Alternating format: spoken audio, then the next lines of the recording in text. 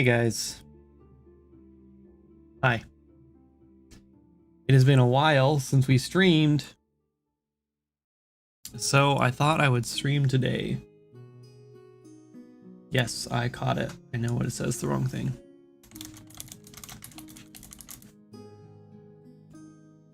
What? Why does it show nothing now? What?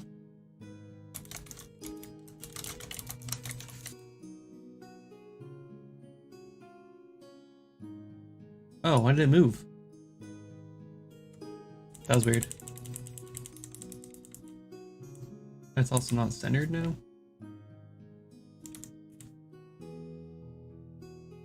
I don't know what happened.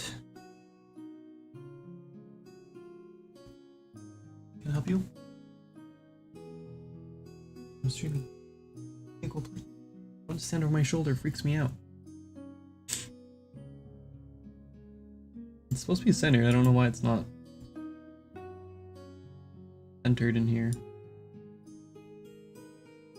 And it snaps the wrong location. Good enough, whatever. Anyway, hi guys.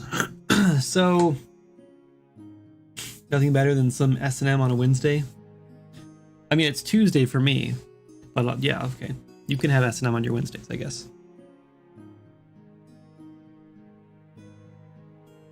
So, I've been a little bit discouraged again. I don't know why. I think it's just because I haven't been feeling great. And it's a new year, and I was like, man, I'm gonna just like get going to this new year, and I'm gonna start putting out more YouTube content and again, and like doing all the stuff that I've been trying to do and haven't done yet. And yeah, I don't know. I'm a little discouraged with Dwarven Hold. I don't know if it's gonna be fun. So I'm at that point where I'm at like the edge of like, is this game like worth continuing on? Like, is it actually going to be fun or not? And I'm like, I always get to this point in game dev where like I hit that threshold where if I keep working on it, it's now like a real thing and it has to be real. Like I'm ready to like buy or like pay for the Steam page and everything. And you guys already paid for that, which sucks. Because I'm like, I don't know if I want to like pay for the Steam page and put it up on there because that means it's like official, it's a real game, and I have to actually like make sure it's fun, and like we have to get it to that point. And I don't know if it's there yet. Like I'm just afraid it's going to be like a little prototype thing that I tested and didn't work out, and it's like it's not fun, and so I don't know if I should keep going on it or not. So anyway, so I've been kind of discouraged with that.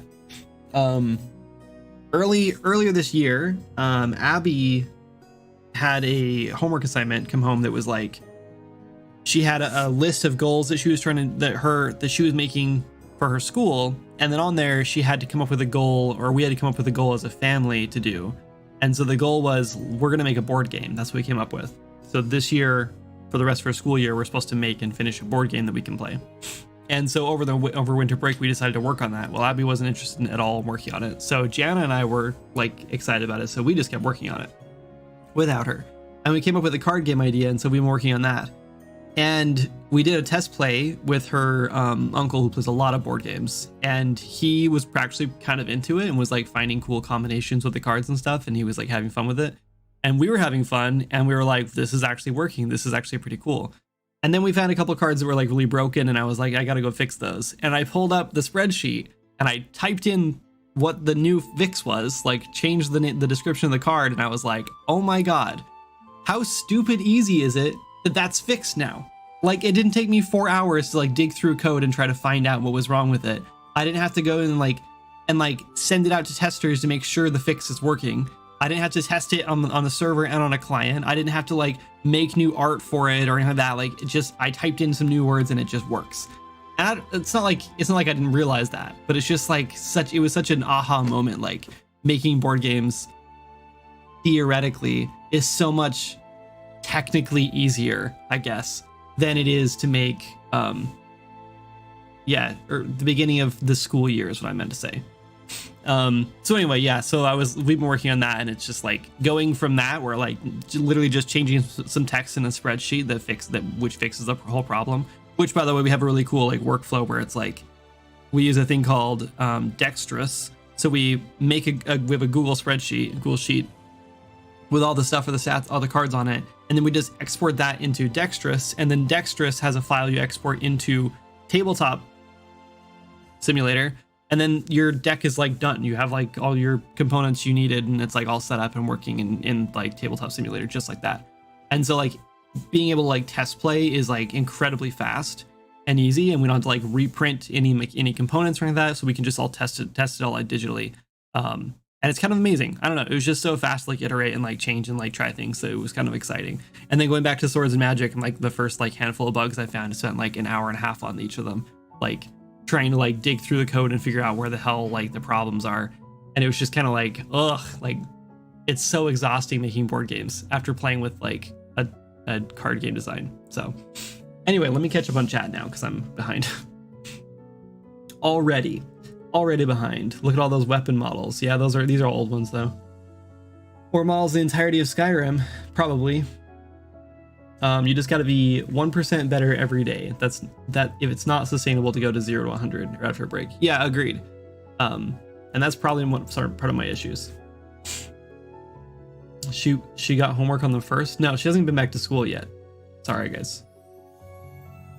So you were adding cards to Dwarven Hold. No, we're not adding cards to Dwarven Hold. That's not what I was getting at all. Sorry, I'm peeking a little bit. I'm trying to fix my mic. We'll pull that back a little bit. What else am I missing? The man has had a taste of the easy life. Yeah, cardboard games are so easy because of all the processing is done by the human brain. Games have so much that can go wrong. Yeah, exactly.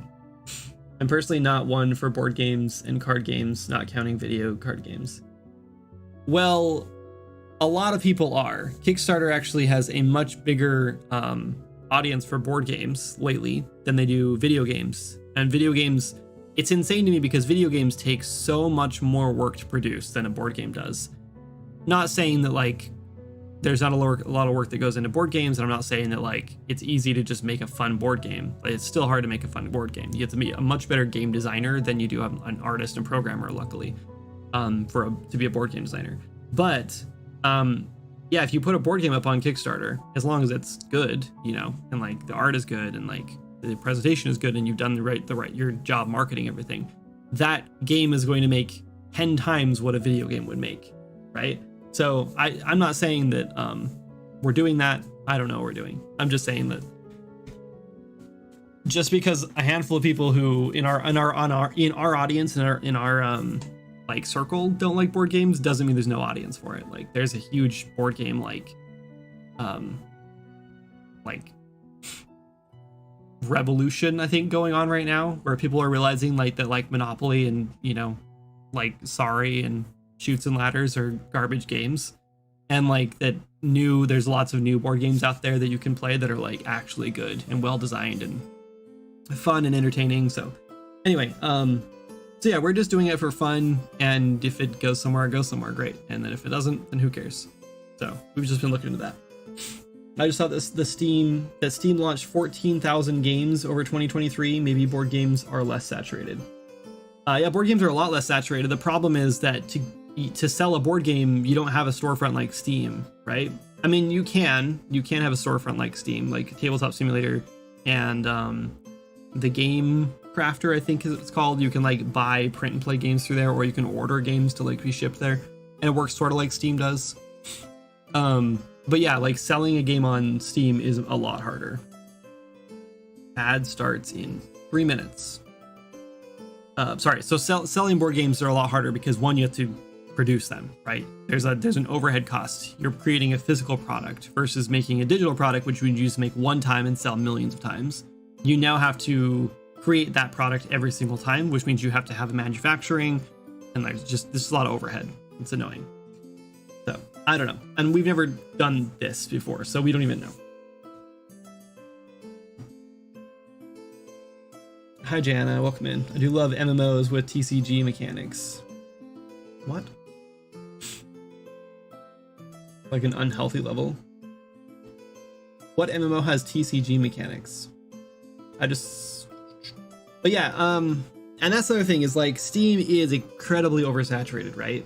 Like 14,000 games in 2023. I don't know if making games as an indie dev is like viable anymore as like a job unless you are like really good at what you do. You know? Triple triad? I don't know what that is. So what you're trying to tell me is you like Final Fantasy 14. Because I don't think there's any other MMOs that have a TCG mechanic like that.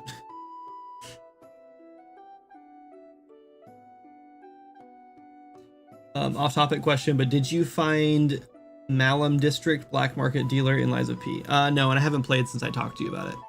I just haven't been in the mood to get back into it. I do this with games though, where I don't finish a lot of games. I will play the game to the point where I feel like I've seen it, like I understand how it all works and like the whole gist of it, and then I don't. There's a TCG in Elder Scrolls Online. Can you actually play it in Elder Scrolls though? I know they have a trading card game, but I thought it was like a separate thing. I haven't played Elder Scrolls like really played Elder Scrolls in like years, so I don't know. Anyway, we're gonna move on. I'm gonna start modeling because we need to actually get some work done today, even though it is kind of nice just to chat. So first of all, let's just delete this rig because we're not going to use it for that. And then we'll move this stuff.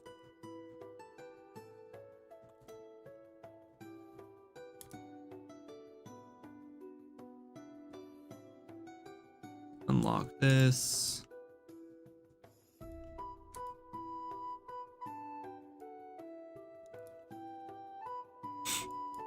So we're going to make a new weapon. I think we're just going to start from scratch because I don't have anything else that like fits this really well. So what we're doing today is we're starting on the Kickstarter weapons that we promised through Kickstarter. These are all the custom design weapons. Also, we're in an ad, so sorry if you're missing this.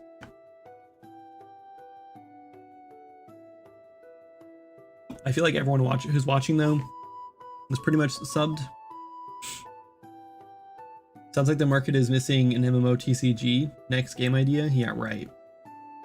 On the top of MMOs, y'all think Quinfall gonna flop or not? I think most MMOs are gonna flop because I don't think that people understand.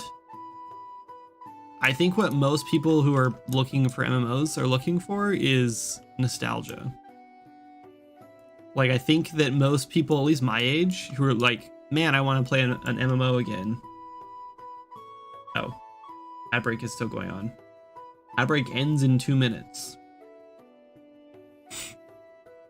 Anyway, so I think that most people my age anyway who are looking to play an MMO again are looking for what they had back in like WoW.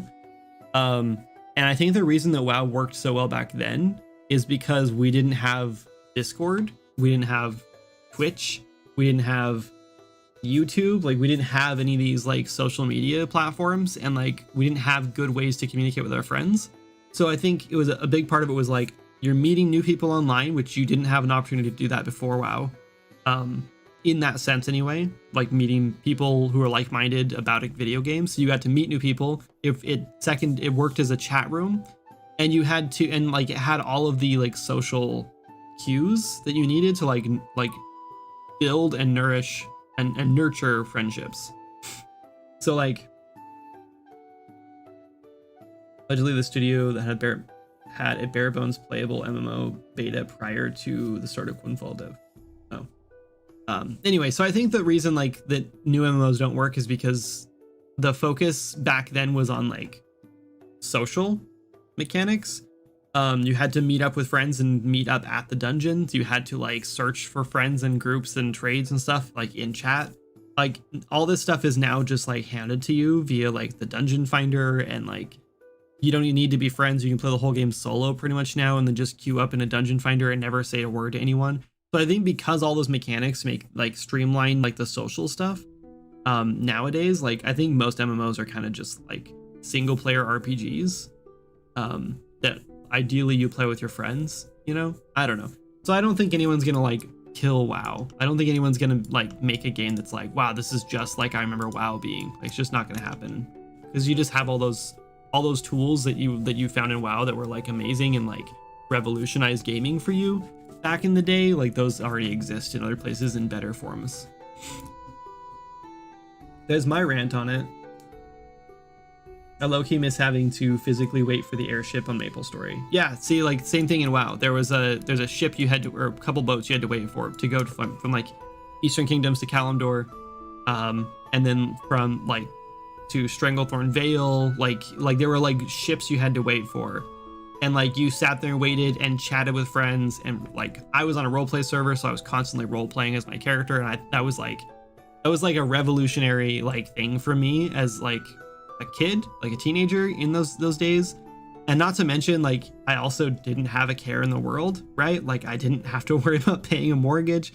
I didn't have to worry about like going to work most of the time. Like all of those sort of things like add up to create this really interesting nostalgic like memory. And I don't think any game today will ever capture that again, because you can't go back to that like carefree time of like not having to worry about anything, you know. Life hadn't torn you apart yet and spit you out. Like, but anyway, when I tried Final Fantasy XIV last year, hitting the dungeon queue button took some of the magic out of it. Yeah, agreed.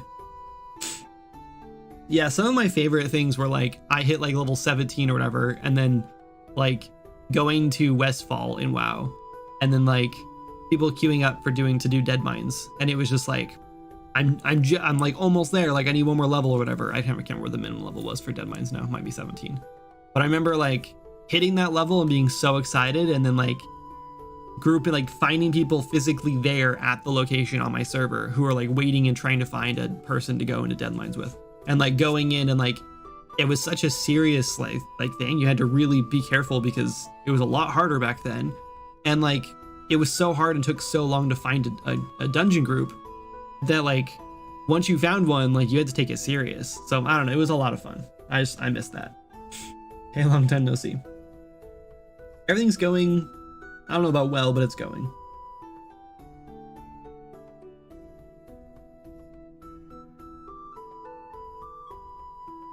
So yeah, see Matt, like the Hope Harbor Ferry was meant to kind of like capture that vibe for me. That's like why I designed it that way, is because I missed that like waiting around for like for the boat, because it makes the world feel so much more alive when it's not there for you, right? Like that boat's not there to pick you up. It is, but like other people might be on that boat, and so you have to wait for them to be done with whatever you're doing, and so it just makes it feel like, is it going fast or slow? Very slow. Everything is going slow. Time is going fast, everything else is going slow. Right now we're doing some modeling. Okay, so what we're modeling is, I don't know if I want to show the reference or not. I don't know if I'm allowed to. So it's a two-handed like mecha sword, I guess, designed by Close Range. This is the one I just want to start with, so we're just gonna start. So it's a two-handed mecha sword weapon, and the kind of like the concept behind it is that it when you hit your enemy with it, it inflicts poison. So that's kind of like, I don't know, I guess it has like some poison vial canisters and stuff in it, which look pretty cool. So that's what we're kind of basing it on. Again, not my design, but it fits what we're doing pretty well. I haven't modeled in a while, so I will be doing a lot of modeling here soon. So I need to, this will be a good like refresher, or like a good like warm up what I'll be doing here soon. It's not 100% official yet, so I can't make any promises, but I'm supposed to be starting a modeling course here soon. Let's actually do word around this a little more, just because this is the kind of a detail element. Anyway, we're gonna be starting I'm gonna be starting a modeling course here soon. We have some symmetry turned on. I don't know when it'll be done. I don't know how long it'll be. It will be on Maya, as far as I know.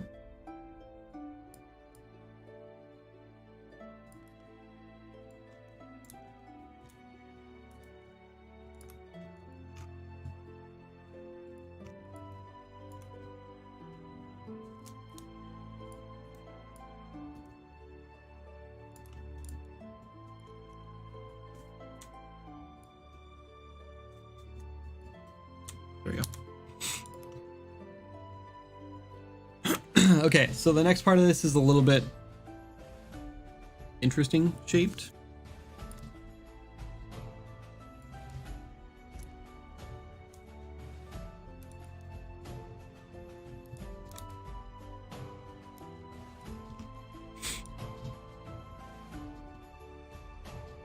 So we're gonna do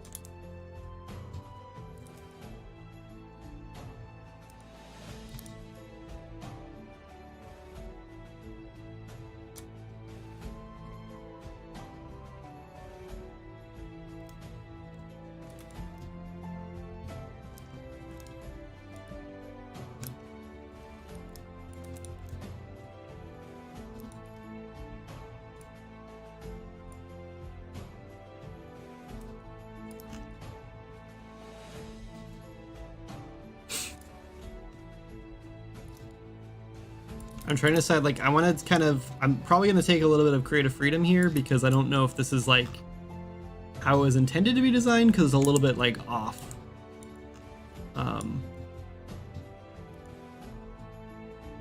But I guess that was kind of implied that I had liberties. So I'll be taking a few of them.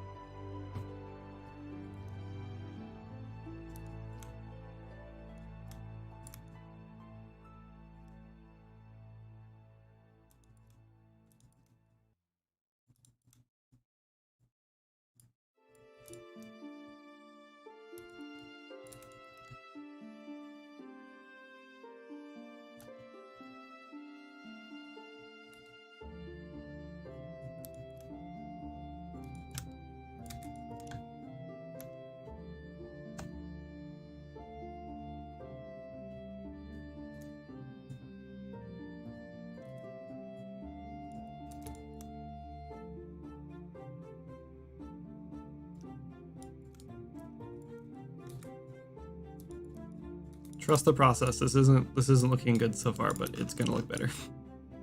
It's just a crazy like shape, but like there's pieces that kind of build into it to make it look better.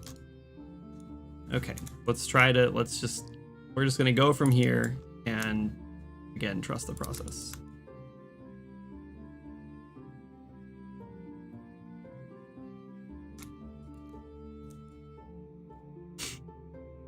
Want to hear more about the modeling course? I can't really say a whole bunch more about it. I'll have more information. I haven't signed a contract or anything yet. I should be getting some more information tomorrow. And then once I've signed a contract and I actually have like more information on it, then I can reveal that. But just know that when it does come out, I will be getting commissions off of it, obviously. So I'll be pushing it. Like, you'll see it everywhere. I'm sure it'll be in our YouTube videos. It'll be on the stream here. You'll see information about it. I'll be posting on Discord, things like that. So, but it will be Maya based, and it is 100% like designed around the 30-day free trial in Maya. So you'll be able to do the entire course throughout that 30-day free trial to see if so you can like learn the basics of Maya in case you wanted to like go apply for a job in like the AAA industry somewhere where they require Maya. So you'll have like the bare bones basics of what you need to like go get a job ideally. Basically, like I think this course is going to work really well for people coming from Blender who are like, I'm really good in Blender, I can make really cool stuff, but the job I want is in Maya. So I think it's going to be a really useful course for people in that space. who want to take their modeling information, their skills, whatever, and quickly and easily just convert it to like what they need in Maya. Unfortunately, I will not be doing any comparing between Maya and Blender because I don't know Blender well enough to do that. But I think that anyone who understands modeling in general and like the basics of modeling will pick up the Maya stuff like real fast. Because I'm only doing like basic tools and stuff. I'm not going to go over anything like super complex. It's all just basic beginner stuff. I think there's a Pokemon like MMO or something. Technically a TCG. Yeah, well, I don't know if I would call that because Pokemon itself, like even I think like the Sword and Shield games I think are online, right? They're technically like MMOs, but they're not trading card games. Like a Pokemon game is like technically not a trading card game. It's a monster collector game, I guess. Anyway, between flop and bop, I'd say flop. I don't think it'll be absolutely terrible, but I don't think it'll be great, at least. Let's start. Yeah, we'll see. I don't know. I try most of the new MMOs that come out just because you never know when I'm gonna because I have that itch, right? I always want to try them, but you never know when you're gonna like find one that's like really fun.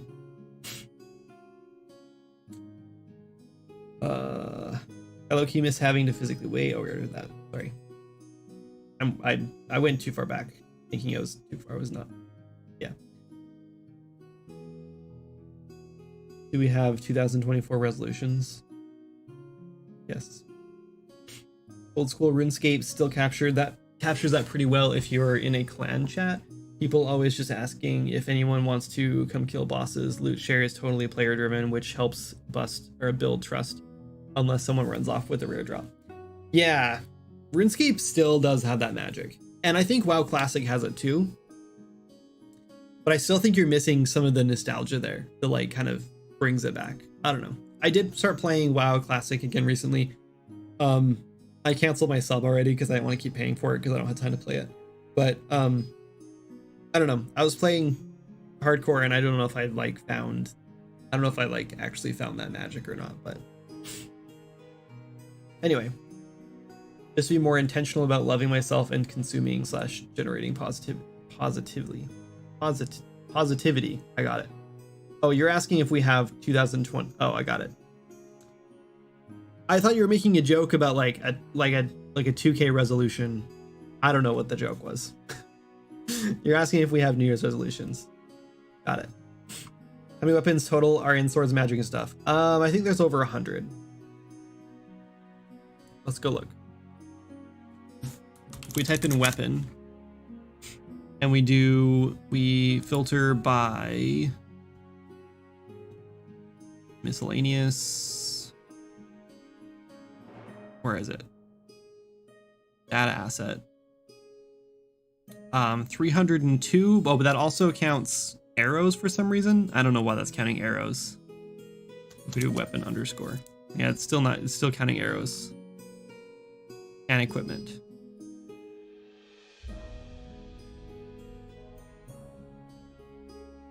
Why is that showing? Why is it not showing those?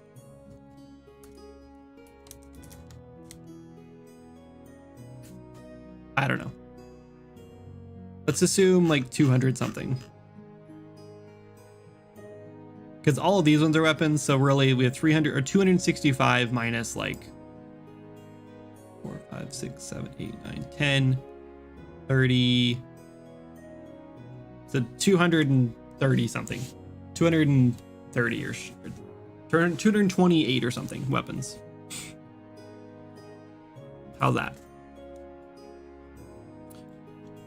Okay, so this is a blade. I'm guessing this is actually supposed to be like here, this kind of width, and this could probably be a little more narrow.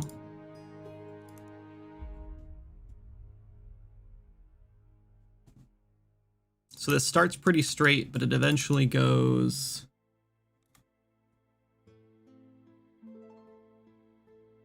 up like this. This goes out here.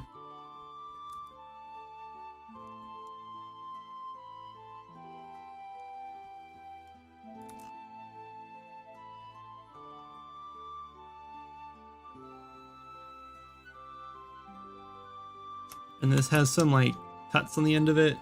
that we'll deal with in a minute.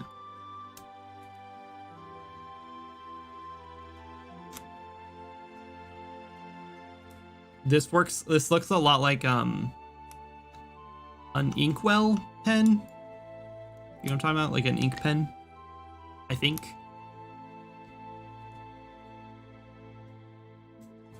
Which means we need to cut down the middle of this. And we'll deal with that in a second. Okay, this is like way too long.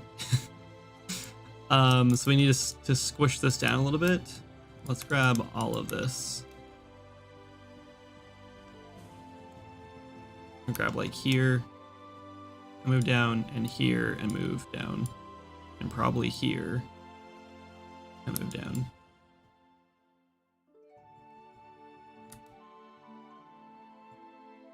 And now we also have like a cylinder that's still too big.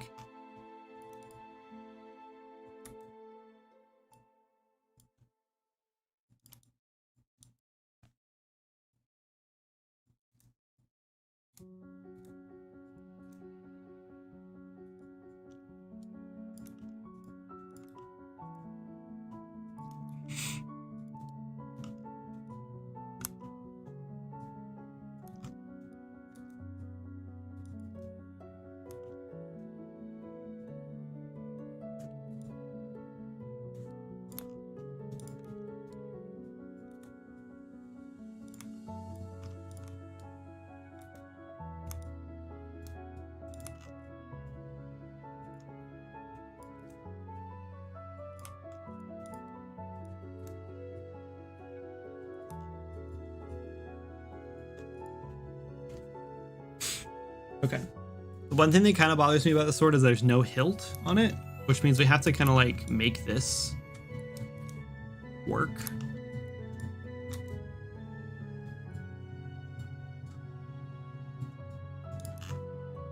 Kind of have to like make our own hilt.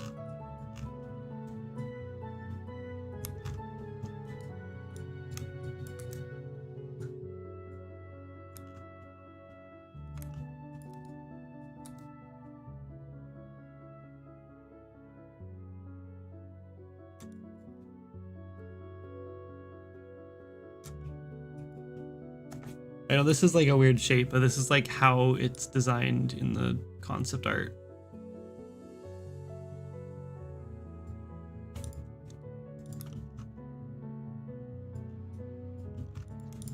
Okay, whatever. So the next thing is we need to, let's just grab all these faces. And I think we're just gonna like extrude them inward. No, let's not.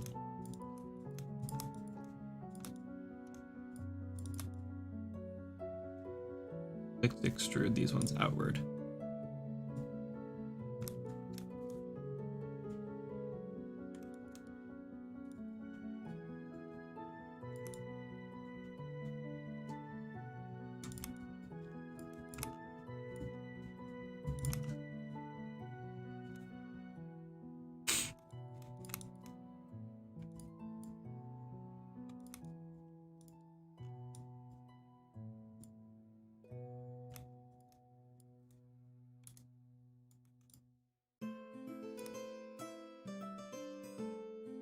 Okay, we're making progress. We're getting there. Hey, Stevie, thanks so much for the raid. Welcome in, everybody. My favorite weapons in any game will always be the large hunk of iron. Berserk reference for anyone who's familiar. Yeah, there's something about... Like, I normally don't like warrior types in games. Like, I don't like the big, like, masculine, like... you know, barbarian types, but there's something about just like a big sword, you know? It's just something like really like empowering about it, I guess. I don't know, something's really fun. What? Oops. Did you not mean to raid me? I'm so confused. What? Oops, what's good? Oh, okay. Not much. We're just designing a weapon right now. How was your stream? What were you working on? Let's center here, and then we'll center here. There we go. We'll design around this being centered so we know that our weapon is mostly balanced. I still think it's probably too big. We're probably gonna have to pull it in a little bit because, like, let's go look at one of the other two-handed weapons. I think this is a two-handed sword. This one is for sure. And this is kind of a smaller one, so... Whoops.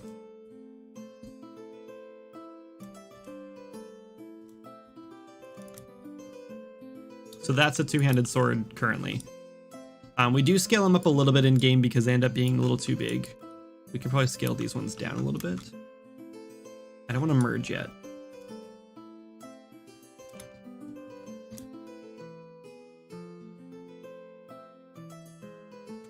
I guess we'll just make those in a little longer. It's just what it is. Or we'll just do that. That's fine. Okay, I like that. All right, the next tricky part is we need to cut out the centerpiece. So let's do a cube. We're just gonna cheat to do this.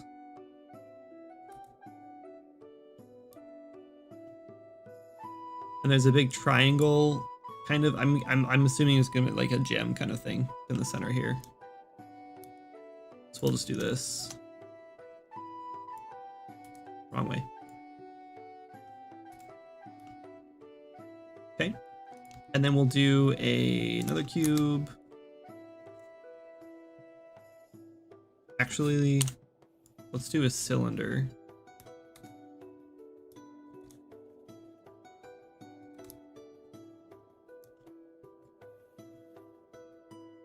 This is a lot thinner in the design, but the problem with the design is that, like, it's not built around like our big chunky art style. I guess we could go a little thinner though.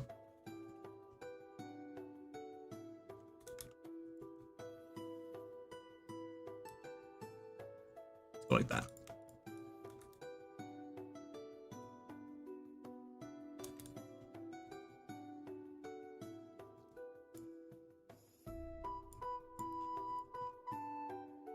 That's too big.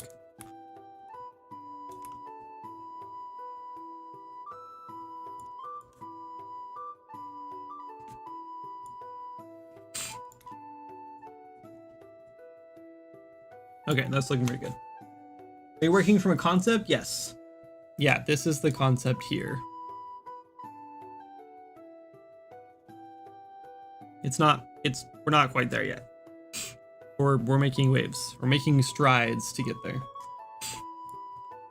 This is a design by a Kickstarter backer.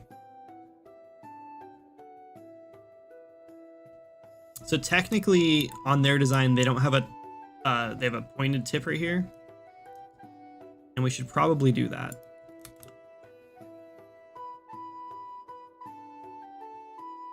Like, this could probably go away.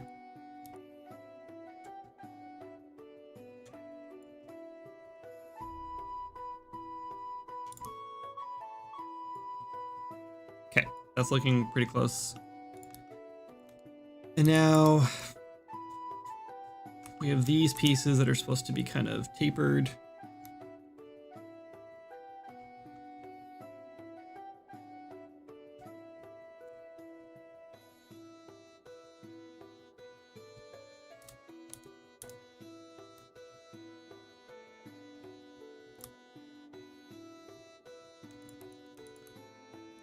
That's pretty close. Okay, and now we need like a triangle shape. Merge these.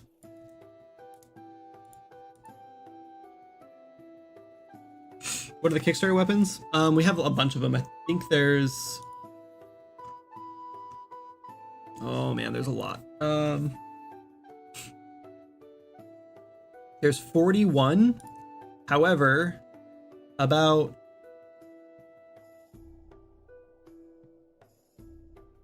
18 people did not submit their designs, so we only can make about half those.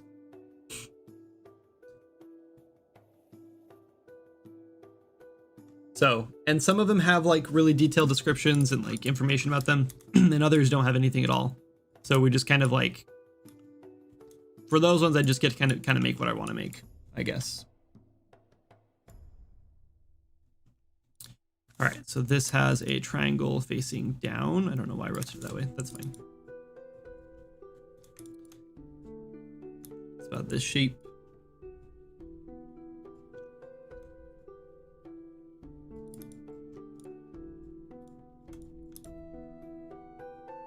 Uh-oh. Oh, I have this stupid bug. There's a bug, and I never know what causes it. I do something and like it causes the bug, and I don't know what it is. But it causes like my faces to not show up when I have them selected.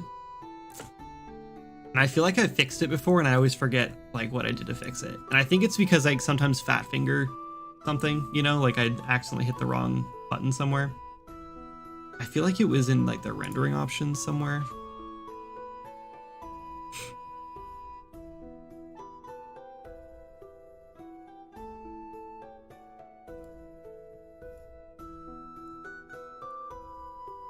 Okay, it's when I turn on this button that it happens. But having it on, there was a way to fix it. So it still shows. This one.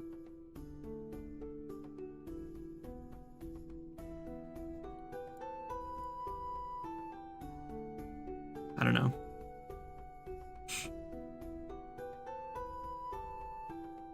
I guess not. I guess we'll just go without it. That's fine.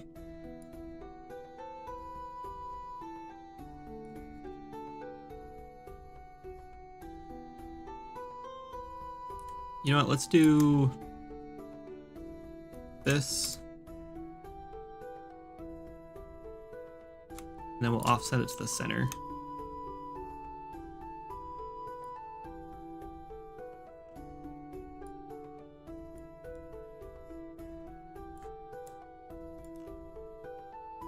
And then we'll make that like a green color. Okay. There's that detail done. The inside of this cylinder here is supposed to be bladed like the outside is, but we're not going to do that detail. I think it's going to get lost in the design anyway. It's going to be too much. We're going to leave that. There's also supposed to be a like rod, like a core through the middle of this that has like holes in it, like you'd see like on a like exhaust or something. I don't know if that's going to read either, because we had to kind of crunch this whole design down to make it fit the style. Did I hide the face? No, I didn't hide the face. That's so awesome.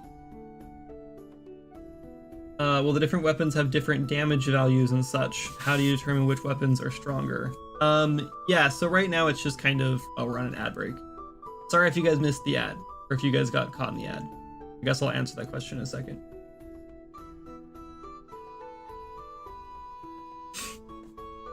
What's up, Alexander on YouTube? Sorry I missed you there, your chat. I'm sitting in a bear hug watching you stream from Siberia. Fun. Siberia sounds cold. The only thing I know about Siberia is the Siberia level in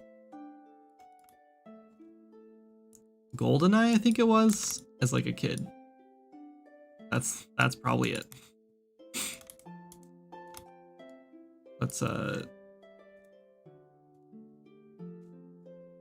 bring both these in a little more.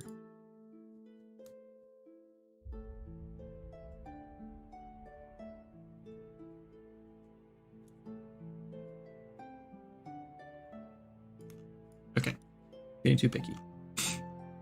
These guys also have bolts in them. I think we're gonna omit that beam down the center because I just don't think it's gonna work. We'll just leave this, and then let's just do some bolts on this in strategic locations, and then we're almost done. We have a couple more things to knock out here. Let's do a cube. Hold on.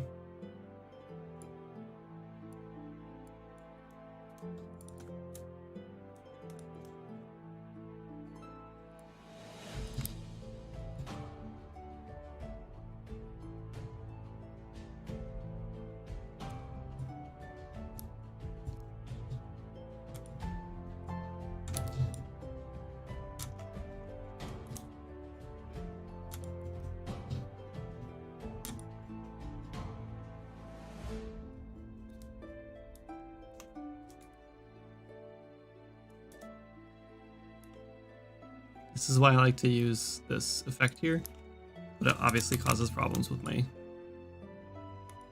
shading.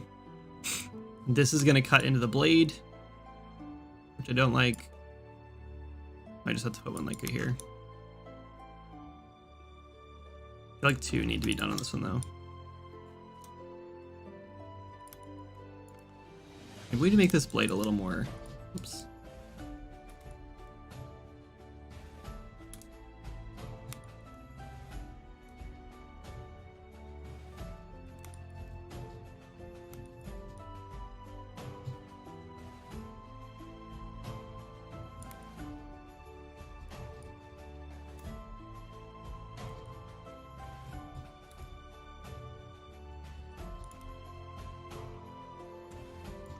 Okay.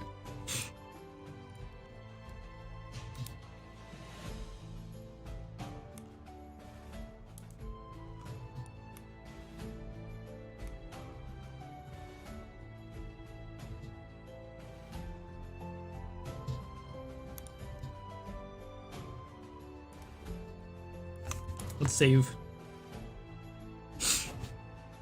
I did not answer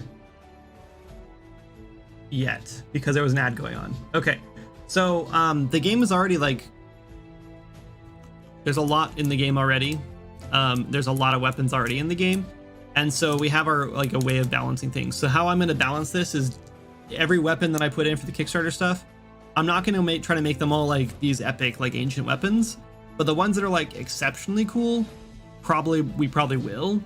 It just kind of depends on how I feel about it. So this one I'm probably going to put as like a secret weapon in the farmlands, probably. We might even do that today. Farmlands isn't loaded in right now, so it's just kind of empty, but it'll probably be a secret. I'm actually kind of thinking, since it's like a two-handed weapon that poisons enemies, there's a spider cave right here. Normally it's empty right now. Yeah. So we'll probably make it a recipe that drops randomly from the spider crates that are in here. And then you can craft it from those using the parts from spiders, because it's a poison weapon thing. So I think that's what we'll do. We'll just make it like a rare weapon recipe. I wonder if the sword could be powered by wyvern toxin. Oh, we could do that, I guess.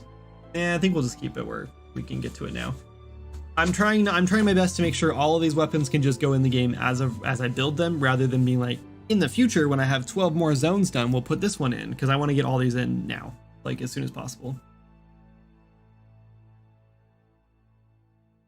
I'm still running UE4 because UE5 is really strict about dependency chains.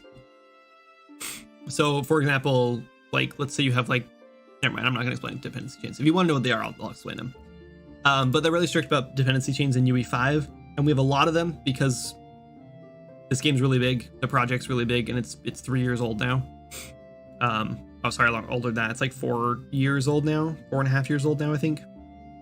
It launched 3 years ago. And so to fix those dependency chains would be a huge nightmare, like a lot of refactoring and stuff. And so it's not really worth switching to UE5 because we can't package in UE5 right now. So we're just staying in UE4 until this game's done. It's not a big deal. We're not going to really gain a whole lot of performance or features or anything that we really need in UE5 as of right now anyway, so no big deal. I didn't know you're still making this game. Yep, still am. Slowly but surely. We're switching focus though this year. This year we're going to be switching focus to a new project to try to make some money, because money is something that people need apparently. I don't know. And then once we have like a little more money in our pocket and we can like kind of take a breath and we're not like, you know, working paycheck to paycheck, which we're kind of doing right now, then we'll have a little more time to put back into Swords Magic, hopefully, and I'll be able to be like focusing more on this game again. So I don't think any of the flagship features would do much for this art style anyway. Yeah, they wouldn't. Although S&M with Lumen would be interesting. Yeah, I think it would look really cool with Lumen. It's just probably not worth the effort. One of our like kind of really distinguishing features is our like really harsh ambient occlusion, and we don't get that with Lumen. So I'd probably just end up turning Lumen off anyway. So, because you don't get any of these like nice like sharp or like crisp ambient occlusion edges like you do in UE4. So yeah, probably not worth the effort. Anyway, we'll move the camera back over here so it's a little prettier, I guess. We'll also be moving on to working on the Azura storyline here soon, eventually, as well. I kind of feel like all of this needs to be fatter. Like, it's really, really narrow.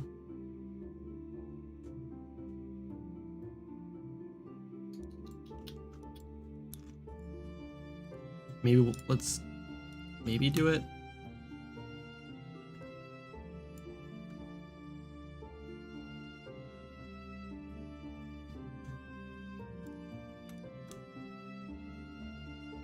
We're gonna break everything though doing this.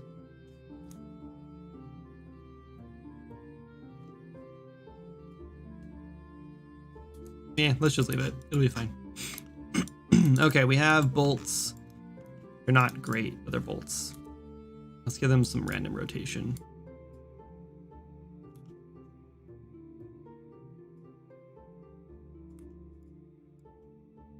See why I like to have the ambient occlusion on? It's so hard to see things like that.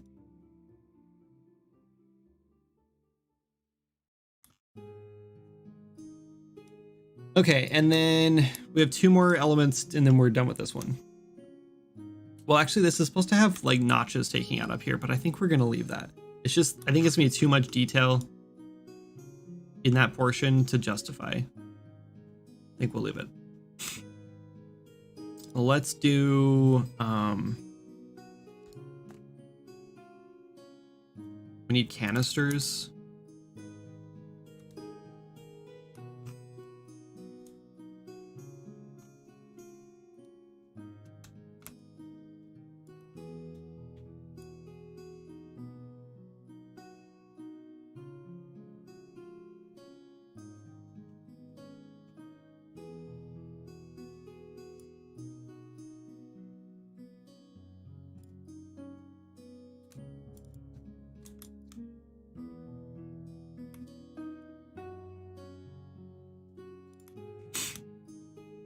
And these are supposed to have little windows in them that show that they're canisters, but I think what we're going to end up doing instead is probably this, where we delete this.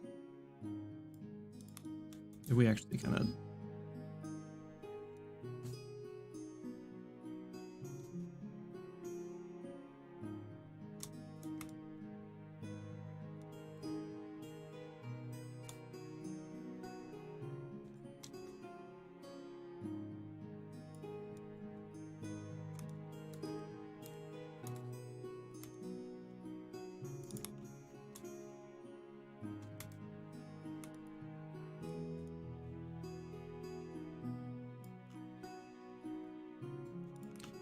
And then I'll duplicate this.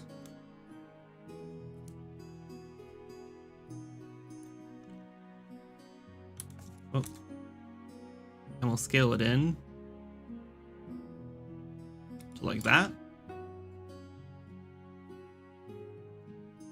And then we're gonna show this by itself, and I'm gonna apply a X bone material on it. Perfect. Yeah, so basically what I'm doing is I'm creating, and this will have, this needs like a glass. I have so many materials in this, I need to delete them all. Okay, and then we'll merge it together.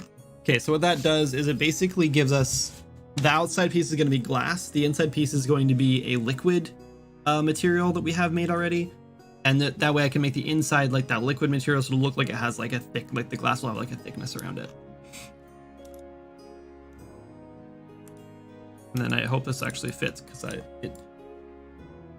we made this like really narrow because it is the only way that it makes sense. This is the problem with like 2D concept art for games. Okay, so we look at the concept art here.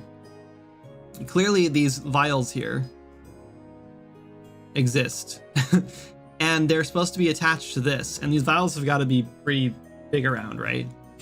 But if the blade here looks like it sits on the outside of this piece here, the blade either needs to be really fat, like really fat, and then that means that like serrated, that edge that like actually becomes the blade is really, really dull, like really like a low angle.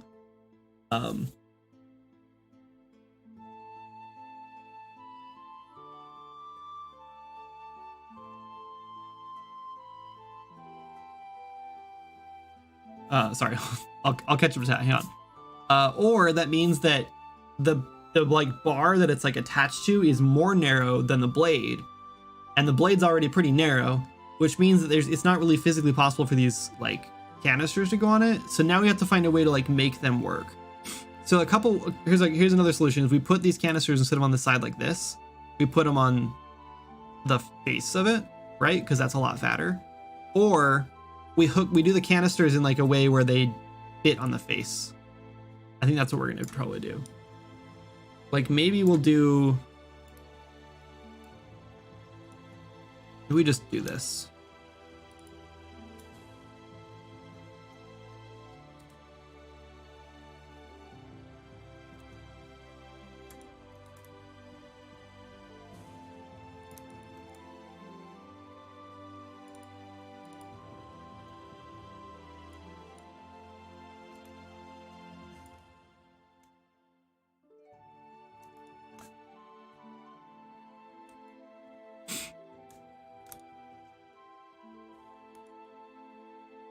They're supposed to be on the bottom here too. Oh man, these would work a lot better here.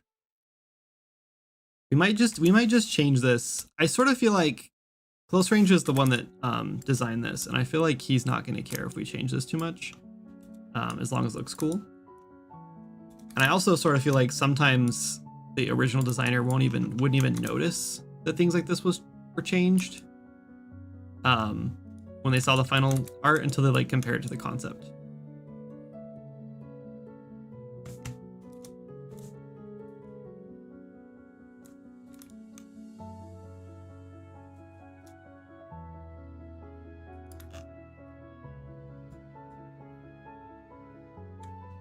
I kind of love it. I kind of say it's good enough. It's very similar to the concept, but it's definitely different. It still needs, and we lose, because we put these here, we lose this tube that I was going to do.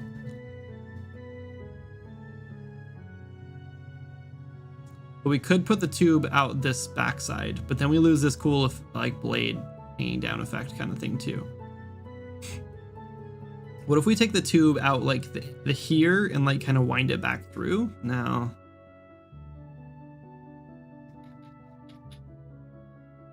I sort of feel like the 2D concept, this works really well with the tube here and like these here because it like adds to more to like that visual element.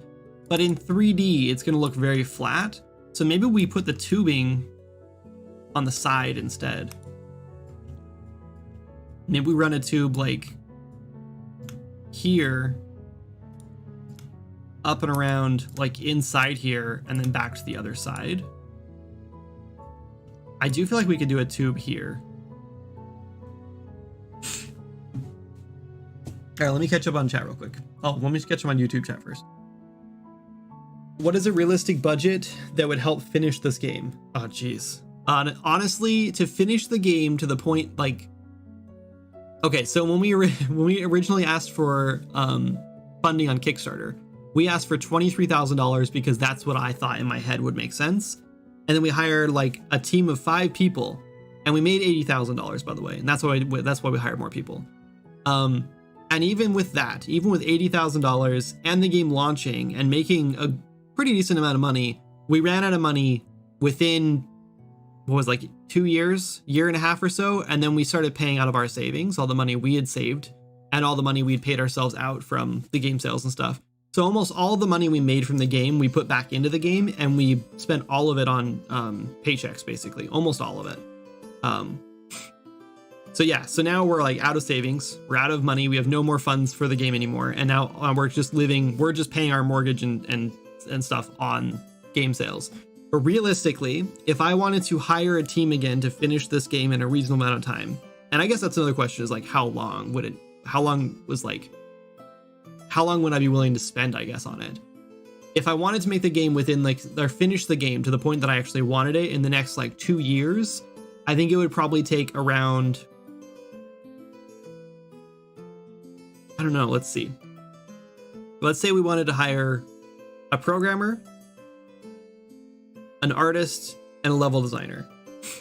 Because I think those are like the 3 key things this game really benefits from. let's say maybe just, yeah, sure, I don't know, and $60,000 a year for salary for all three of them. That's $180,000 a year for 2 years. And even that probably wouldn't even like get us to where we needed to be. Maybe if we didn't like add any additional features at all and we just focused entirely on like new enemies, new zones, boss fights, and storyline and quests, and that was it. And new items and stuff. So yeah, we're looking at like probably $500,000. Yeah, it adds up quick. Yeah, right? Like it's insane. It's like it's crazy to me, because when I started making games, like I thought like, man, if I could make like, you know, $5,000 for my game, that would be insane. And then you do that, and then you look at your like finances and you're like, okay, how is that $5,000 spent in like 1 month? How did I already lose all that money? And that's kind of what like, it's been a huge realization for me, is how much it actually costs to make a game when you start hiring people. Now, if I went solo and I spent like the next 5 years on this and I just wanted money to pay my bills while I worked on this, now we're looking at like $60,000 a year, right? So now I can go a lot longer on the same amount of money, but it's going to take a lot longer to make the game. So yeah, we're looking at like $150,000, $200,000 or whatever to like finish the game to the point that I want it to be finished at, because it takes time, especially with one person. So yeah, there's not really like, unfortunately, this game is way out of scope, way out of like the scope that I was originally. And then even when we like surpassed that scope, we still ended up going even further out of scope.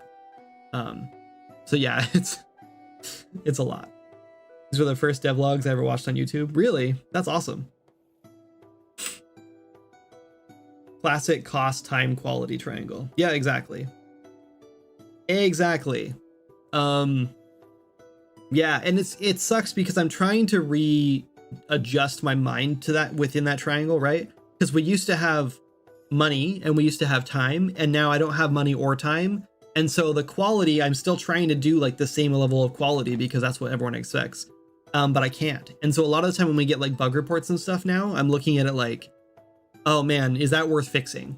You know, like I put like 5 or 6 bugs today that were reported over Frostfall in the probably or likely won't be fixed category today, because it was like little things that were like probably going to take me like an hour or two to fix, and some things that I didn't even know how to fix. Like I was like, I have no idea what's even causing that, but it seems so rare that like it happened to like 1 or 2 people, and it's probably not going to happen enough to justify fixing it, right?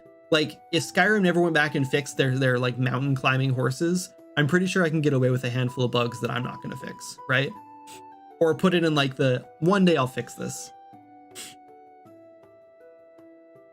$200,000 for game development is honestly not a bad investment standpoint. Yeah, or not bad from an investment standpoint. Well, yeah, it depends on what you're getting out of it, right? That's the thing, is like the game is not making enough money to justify putting that much money into it right now, and that's why we're switching to a new game. Like for some reason, our game just did not. Like I don't know why, because I see all kinds of games that like are launching lately that are just like, the quality's not there, they don't have near as much content as our game does, and I just don't understand what they're doing differently to market their game to like make it blow up and make so much money. Like I'm seeing all kinds of games out there with like 100 with like 1,500 to 2,000 reviews, right? And our game's at like 700, and it's been out for 3 years gathering reviews, right? And some of these games came out like a few months ago, and they've like got like 1,500 reviews. And their games like as expensive as ours, and it's like half the amount of content. And I'm just like, I don't understand what they're doing to market their games. So clearly, like my marketing efforts are my weak point for sure. And the biggest problem with that is that like I don't have the time to make the game, fix the bugs, push updates, get like big updates out that are like good marketing like beats, right? And on top of that, design a marketing plan and stick with the marketing plan and be like sending out emails and like reaching out to content creators and making YouTube videos and making shorts and making TikToks. Like I don't have the time to do all of those things at the same time. And it's just, oh my God, it's so much work. Not to mention the fact that we're now like switching to other projects too, to try to make money to like pay our bills and feed my family, you know? So anyway, it's crazy. It's weird. What's up, George? Welcome in. In my corner of the industry, web software salaries are a killer. 200K would pay for maybe 1 to 2 people tops. Yeah, exactly. Yeah, and when I said 60,000, that's like, what's that, like $25 an hour or something? I don't even know. I don't even think it's that much. That's like paying like novice devs who have never really made a game before, right? That's like bare minimum salary. Like if I paid less than that, I would feel pretty guilty. And I actually do, because I paid a lot of people less than that who were okay with it. It's not like I was trying to screw them over. But yeah, it's expensive.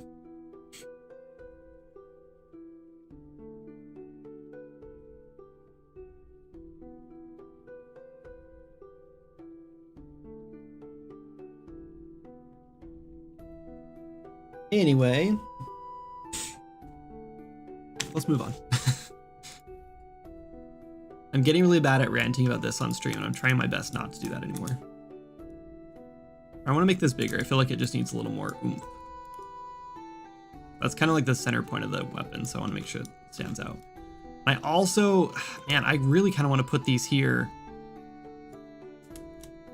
I want to try it over here.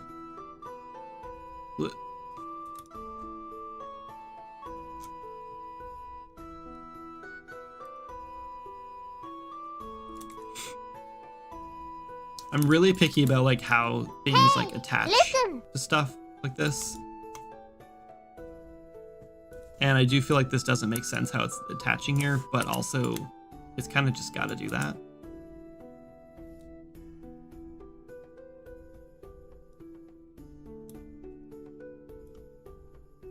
I think that kind of works. What do you guys think? I think we can kind of modify this to make it work a little better.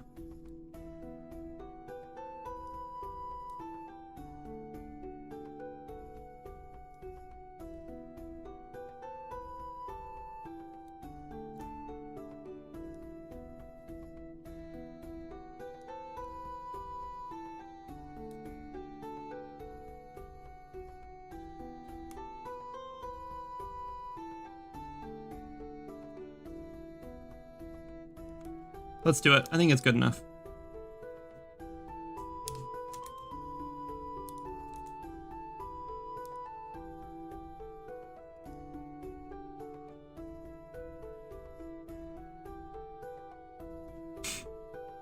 Can you talk about your game dev skills? I see you're modeling right now, but you also do the programming, right? Yes, I do. Yeah, so my programming skills are pretty much entirely limited to blueprints and Unreal Engine. So this kind of stuff, right? But the entire game is made in blueprints. And while I did not program the entire game, we had programmers on the team basically since the beginning of this the online multiplayer version. I've taken over all coding, and I know how to do like online multiplayer and all that stuff now in Unreal Engine. I feel like my programming has gone from like when we started this project, I was at like a 1 out of 10, and now I feel like I'm at like a 7 at least. I don't know, like, and I don't know, maybe like with blueprints, maybe I'm actually like an 8. Just depends. I don't know. It depends on what you want that scale to be. But yeah, I do all the programming now for the game, and I have a degree in 3D modeling, so that's kind of my strong suit. Though I actually prefer programming more, and I'd rather go get a job programming a game than doing art for a game if I had to go get a job somewhere. With all multiplayer working now? I remember when you were still just playing with that as a possibility years ago. Oh yeah, multiplayer has been working forever, for 3 years. When we launched it 3 years ago, multiplayer has been working ever since. This piece right here has been bothering me a little bit. It is, there we go. Actually, I kind of like that better. Okay, let's do the tubes. I think we'll just do what's in the concept. We'll just do one here and one here. Where did the concept go? I lost the concept.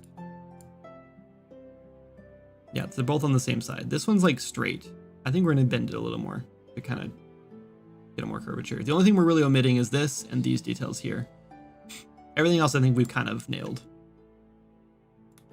Okay, so we need, I think we'll just use a cylinder and yeah, I think it'll be fine. I was gonna do like the whole like curve tool thing, and, like get all fancy with it, but I don't think we need to. I think we'll just use a cylinder and it'll be fine. But one of our very prominent design or like art style things is this whole thing where these are softened. There we go. So we need to follow that. Okay, and then we'll duplicate this. I'm gonna put this. Oh, so here's another issue. We're gonna run into like this whole tube thing again where we don't have the size for this. We don't have the dimensions to like hold this on here.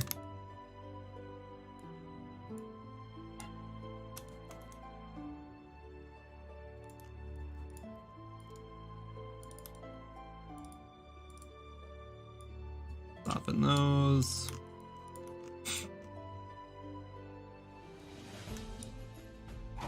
Nope.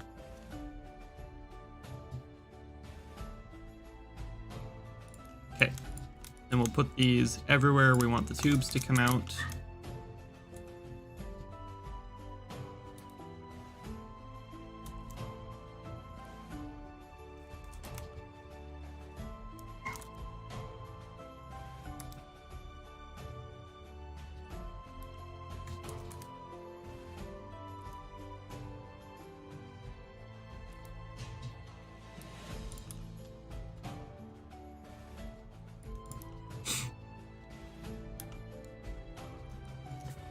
Delete the edges of the tube.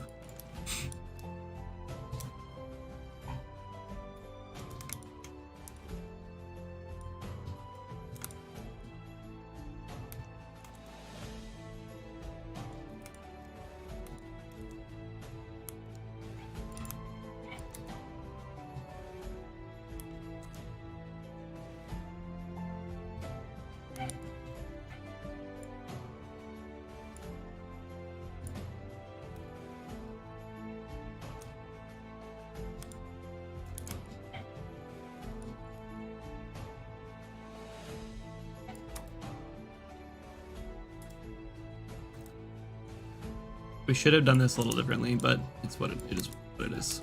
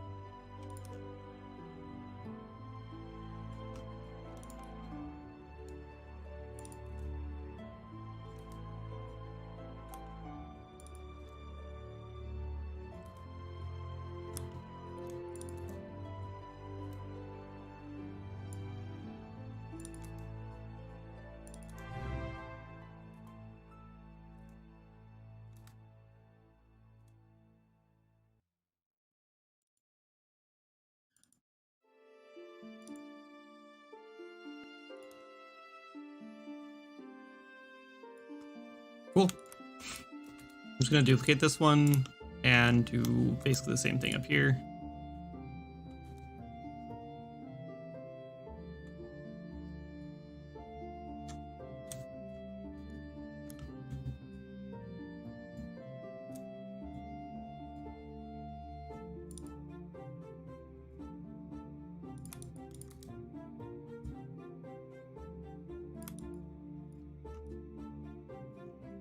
This is a pretty complex weapon design for this.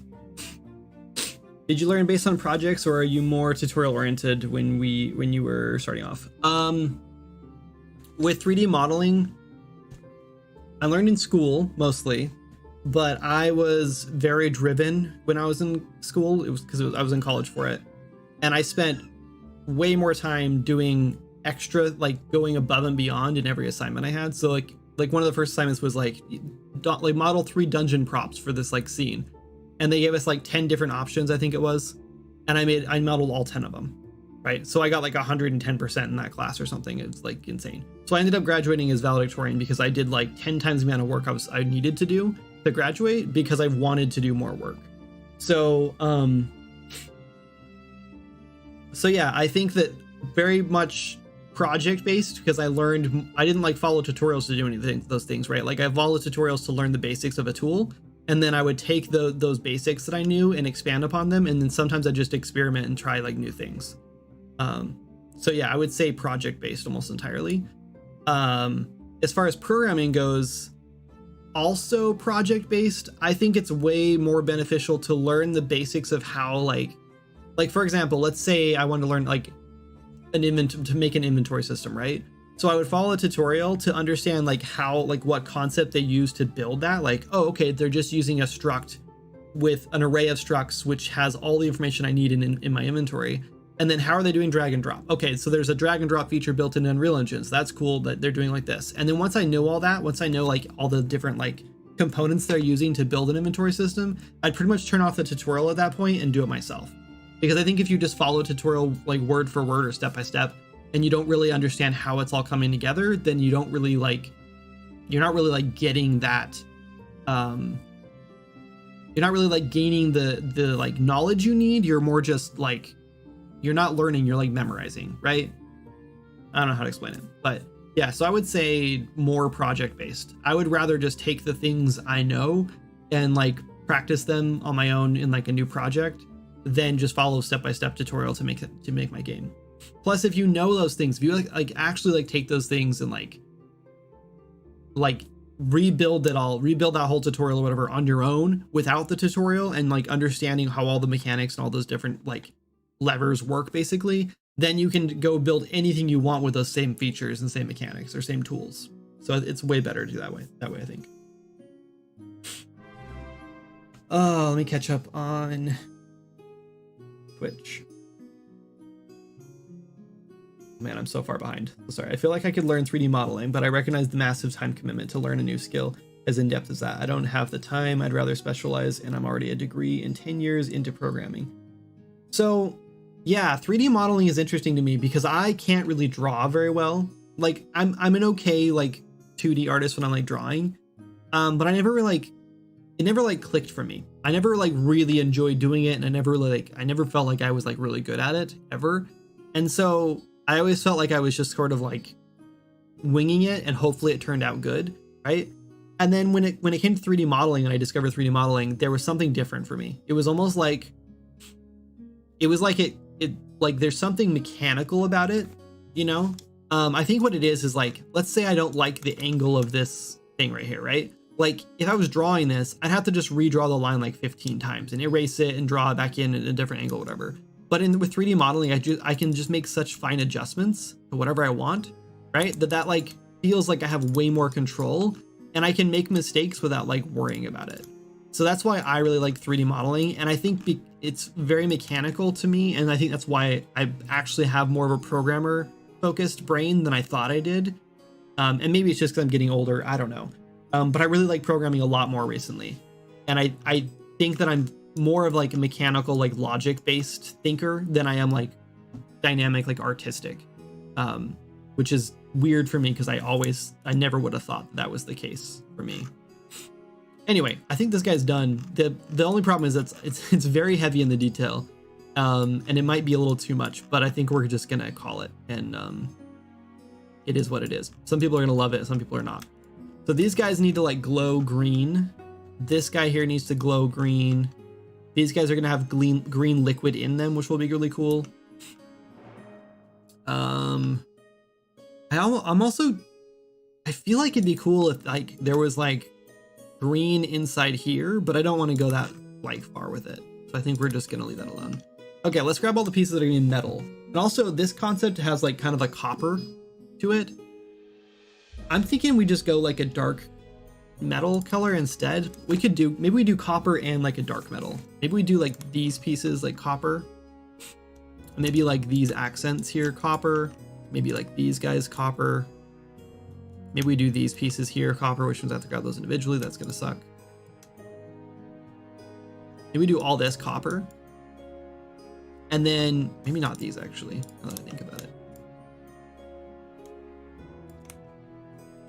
We do all this copper to create like a nice like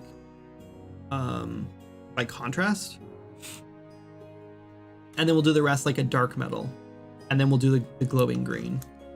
Okay, so let's grab all this. We'll just make it wooden buckler, I guess. These guys are gonna have what, I don't know what material these are, but they're gonna be like their own material, which sucks. Actually, hold on, let's do this. Complete history, attribute. They are using Lambert 1. These guys are also using Lambert 1. Okay, perfect. So I just need to change anything I don't want Lambert 1, basically, which is just gonna be, we probably want this to be copper.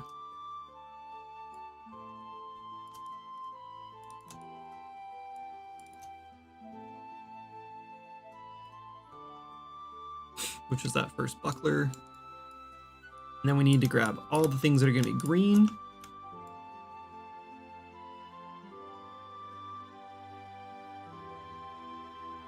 Okay. And then we have, this is Lambert 1, this. So this last thing needs to be, oh, actually, let's grab. Honestly, let's just leave the rest and let's see if that works. That way we have fewer pieces. All right, so let's freeze transforms, delete history, merge together, snap our pivot point. We actually need to move this up a little bit.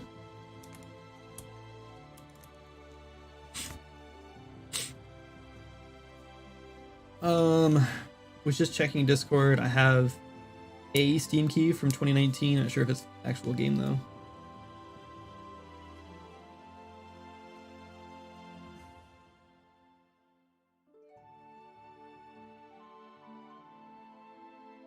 Do you have a Steam Deck by chance, JM Shaw? Because the game does work on Steam Deck. Not as well as PC, but it does run on Steam Deck. Barely a degree in programming, plus I am 36. Also, it's a massive time commitment for me. Yeah. But yeah, I'm gonna be 36 in April. Not that I'm like learning new skills all the time. But I want to be, right? Like there's a lot of new skills. Like I want to learn C++ pretty bad. And I do sometimes feel like it's too late for me to learn new skills, but it's not. Like, and I know that. I know it's not. It's just more like, do I want to invest the time this late in life to learn those new skills? And there are like programming, I don't know. Like I feel like I can get by with anything I want to do in Unreal Engine or wherever using Unreal Engine and Blueprint. And so I feel like there's not really like a lot of skills there that I need to like be learning.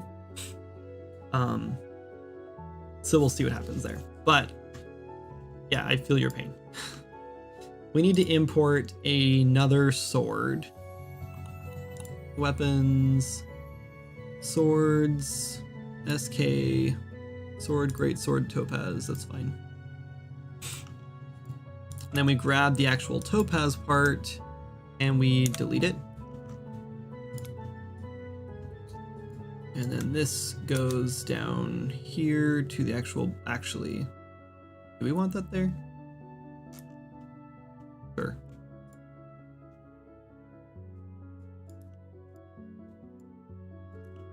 Let me stick that together. Grab the whole thing, export it.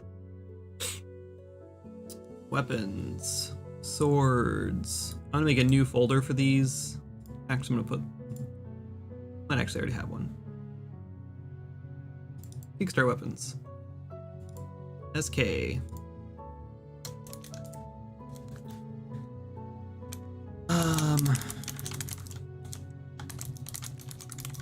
This is called Mecha Sword. Technically, it's Mecha Sword, but I don't think that's what he wanted to call it. I think that's just a typo. Let's see. Design a weapon.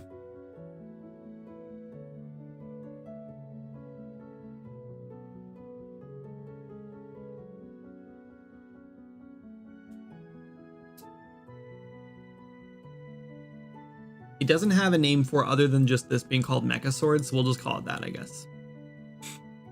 Export. All right, let's bring it in and take a look at it.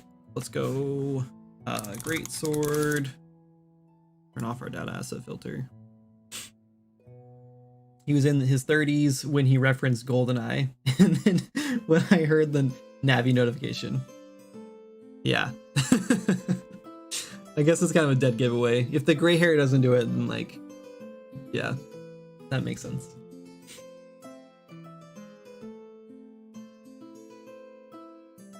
C# from school and Java from work. I tried my hand at Python, but loosely typed is hard for me to wrap my head around the moment. Yeah.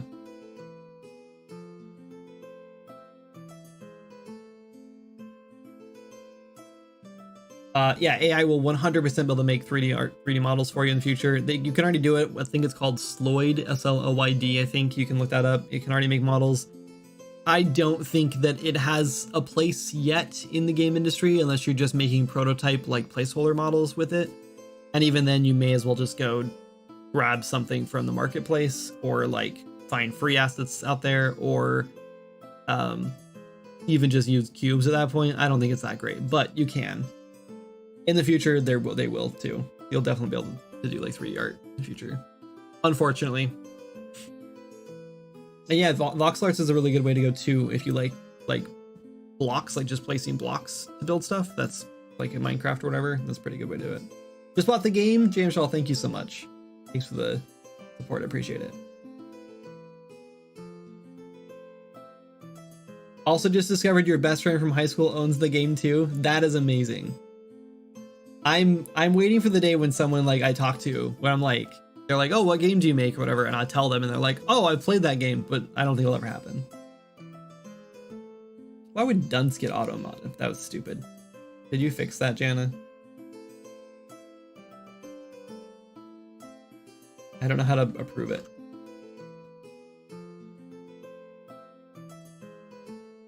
Auto mod is dumb. When I was a kid, I had so big hands that I grabbed the N64 controller on either side. I never realized you were supposed to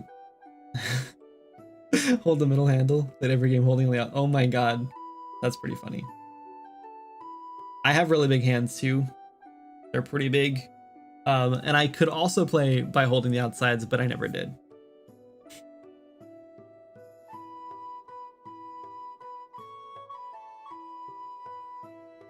I'm trying to catch up. I'm almost there, I think.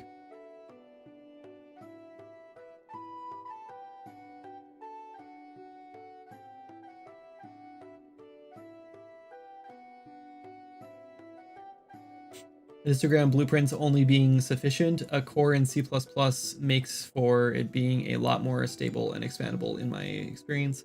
I'm surprised that this game is BP only. I'd say take the leap and learn C++.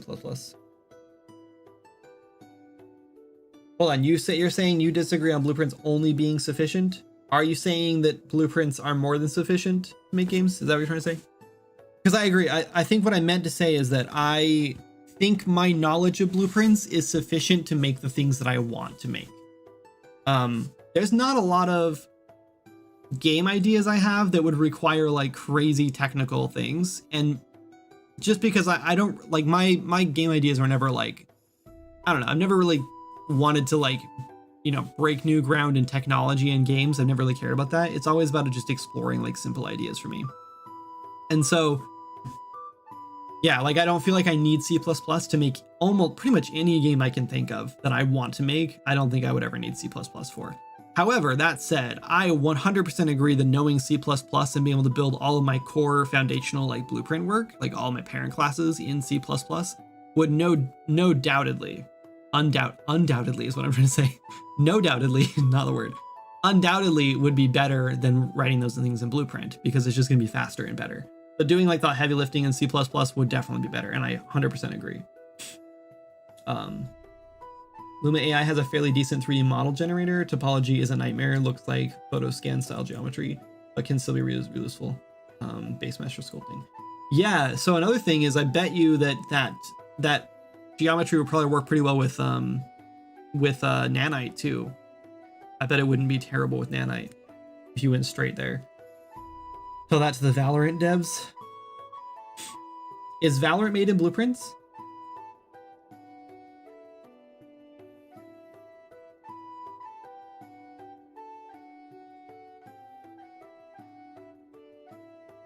Yeah, I guess it does take two to make babies.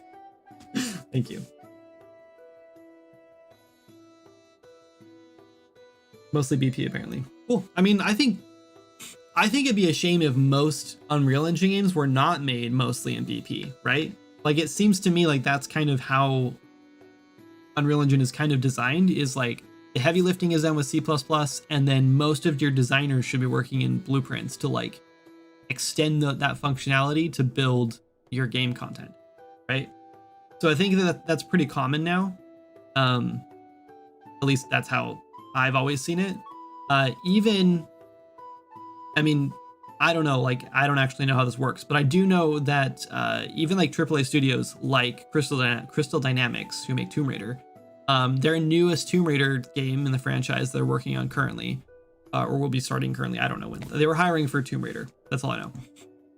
I know they're switching to Unreal Engine from their proprietary engine. I think it was proprietary. I don't remember what engine they're using before.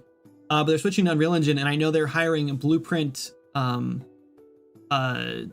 systems designers to basically prototype all their systems in Blueprint, and then their C++ engineers would then rebuild it in C++ for them.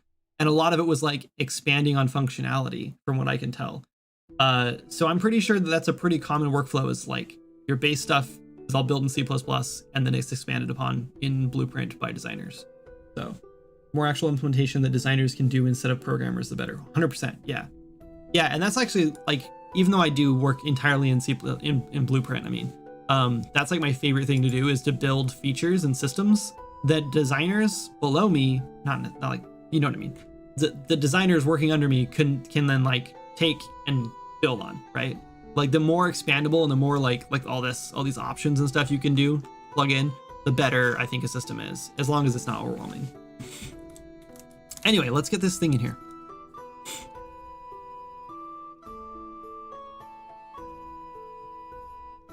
Import.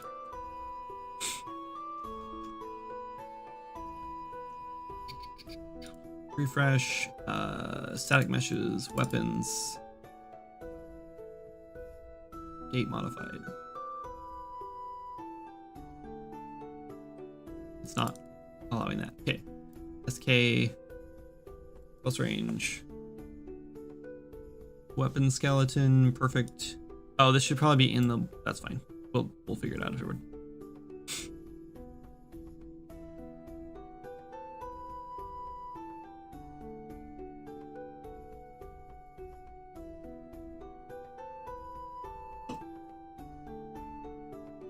I don't know why that took so long to import that time. Okay, let's go. Oh, hold on. That's what's wrong. There's an issue. Following bones are missing from the bind pose trail end.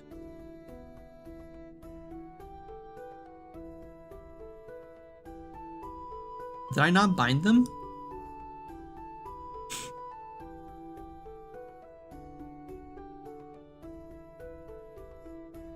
Did I forget to? No. It's there. I don't know why it's not.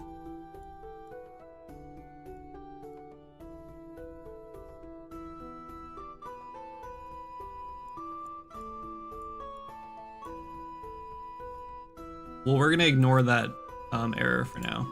I also think I just imported a bunch of materials into here on accident. We're gonna force delete these.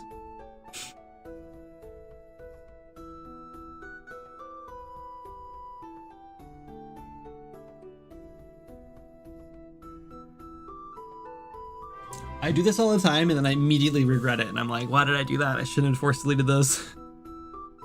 Because it causes crashes like 1 in 10 times. Oh my god, did you just give a bunch of subs? Holy how many was that? 50 subs?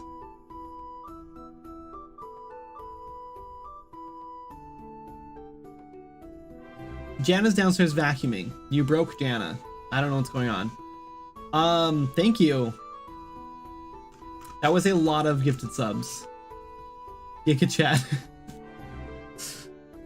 Thank you so much for the subs. That was super nice of you. Just in time for me to break the game. Oh my god, this is gonna be going off for like an hour. Just so you guys know. Well, we hit our goal. We were at 9 out of 10. I think we definitely hit our goal. My God.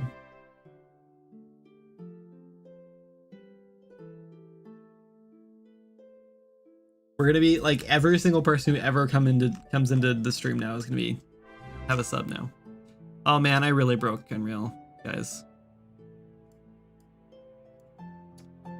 I don't know why we got that error either. You know what? I know why. Probably because this is not within the mesh, and so probably it was just acting stupid. Neither was this one.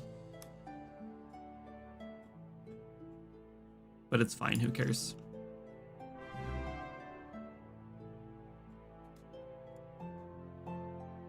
Yeah, I think we're gonna have to force quit it. It's like dead. How about we just move on and start modeling the next weapon instead? I'm going to, well, I can't check it off yet because it's not technically in the game yet. Very colorful double blade warhammer.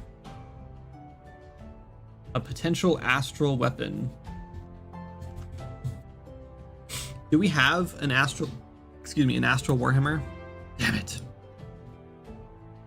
It's okay. We were in the tier 1 map, which is like really expensive to be in anyway. Ooh, subs. There's a lot of gift subs. Yep.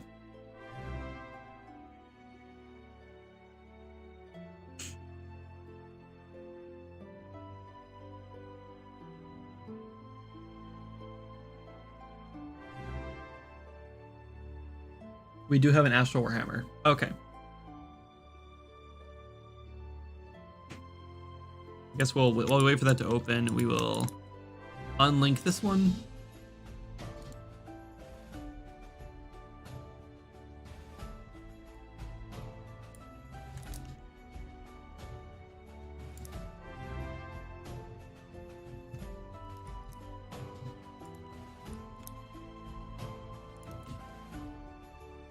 All right, let me see if I can find more information on this one.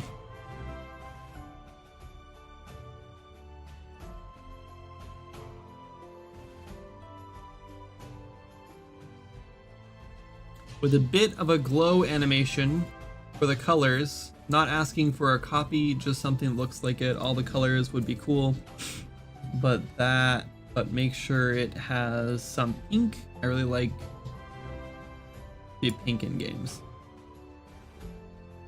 Oh.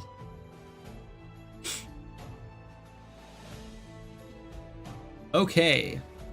I think we can do something like this.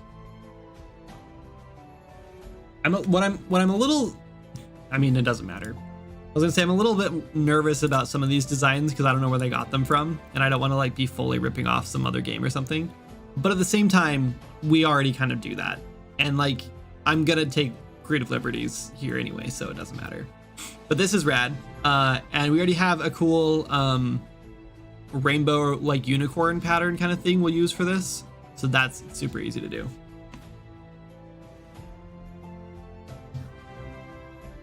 Oh, what's up, Adam? Wish I could do more. Hearing more of your story from the past couple of years truly touched me. You have so much passion. I know you have the skill to execute whatever your mind desires. I hope the subs help someone. They do. Thank you so much. I appreciate that. Yeah, it has been an interesting year, that's for sure. It started out pretty interesting having a new baby last year. And we just never quite got back around to like getting back into the groove of things. So we're hoping this is the year we finally get back into like remembering what it's like to work every single day and not having to deal with, you know, a new baby as much. So I'm hoping Janet considers more babysitters this year. Okay, let's skip restore. That's fine. This is the year. This is the year you can do it. Thank you. Wrangling the kids. Yeah. Yeah, Abby's been having some issues with her tonsils. They're like massive in her throat, and so we're going to talk to an ear, nose, and throat doctor this week about that, and we're getting her through some therapy stuff because she's struggling to swallow because of it, and it's just like a whole thing with that. And then so yeah, it's been a lot. There's a lot's been going on this year for sure.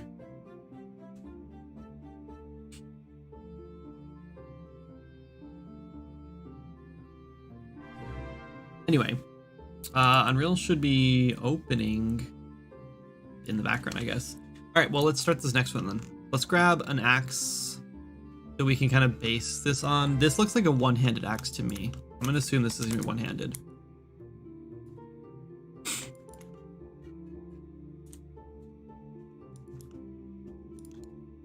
All right, so we'll just start with from scratch. This is a pretty simple design as far as like, it doesn't need a lot of like bells and whistles and curves and stuff, which is kind of nice.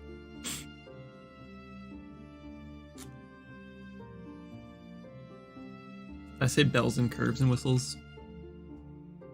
You know what I meant.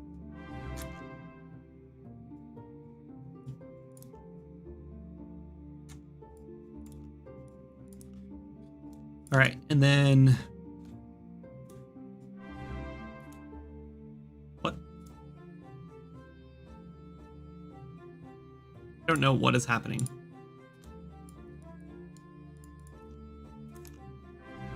It was acting like I was holding a key down, but I wasn't. I don't know if like something got stuck.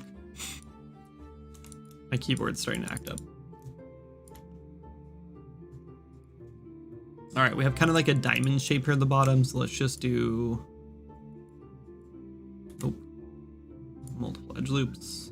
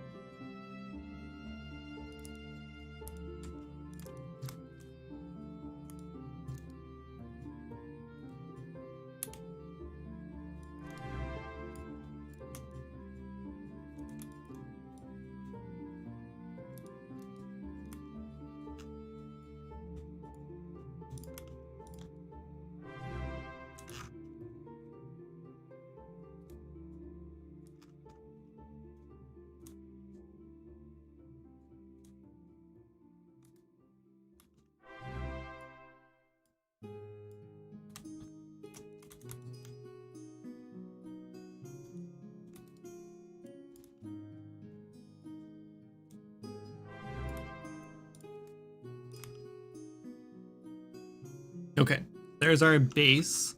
Actually,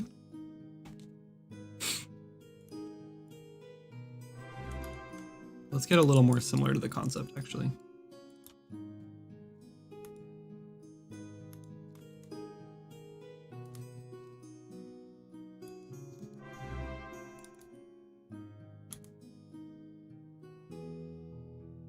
Hey.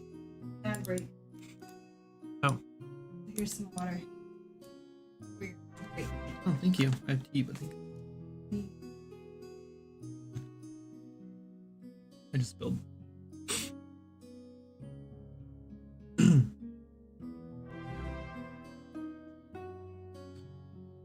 Appreciate it. Is that on dinner? You do know that like every single person in here didn't have to deal with the ad break. They just got 50 subs and only 40 people in here. So anyone in here already watching didn't miss the ad break. Or didn't miss anything because of the ad break? Well, on TV, I'm not signed in. Oh. So. That's funny. Anyway. It ends in 30 seconds.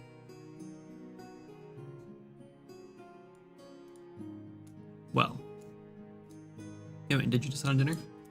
Kind of. We ate some food. Okay.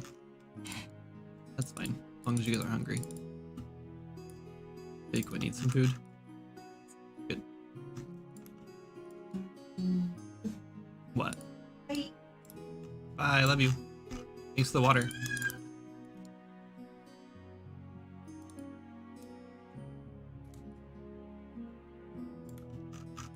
Okay, good enough.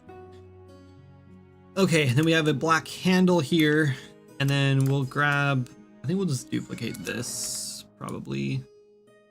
Maybe flip it around.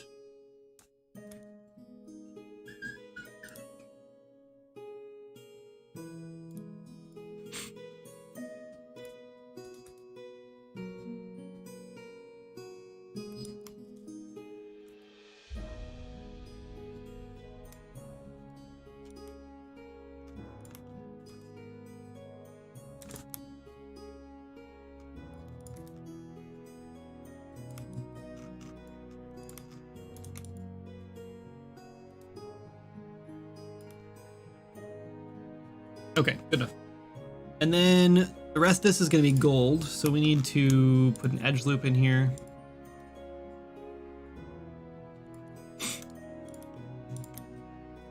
And then we're just going to grab the handle again.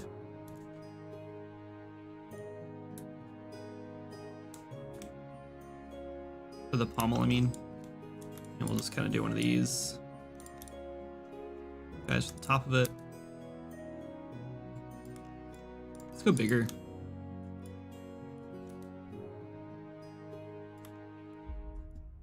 All right, now we need to build the actual axe shape. I think how we're going to do that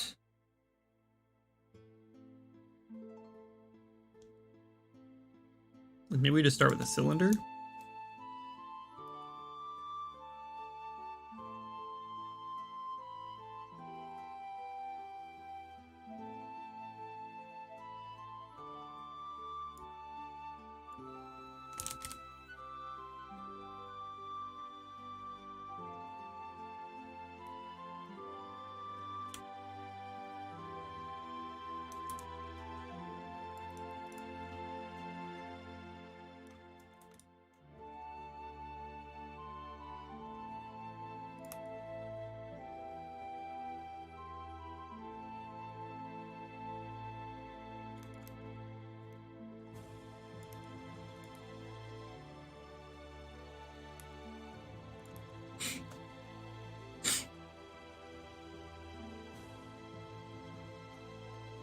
Oh, I'm crazy. This is not how this works at all.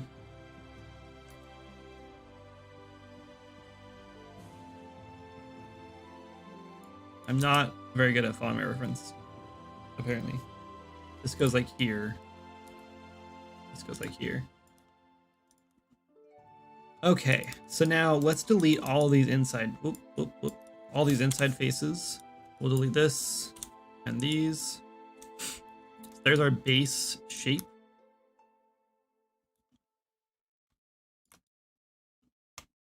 And we're going to extrude these in like so.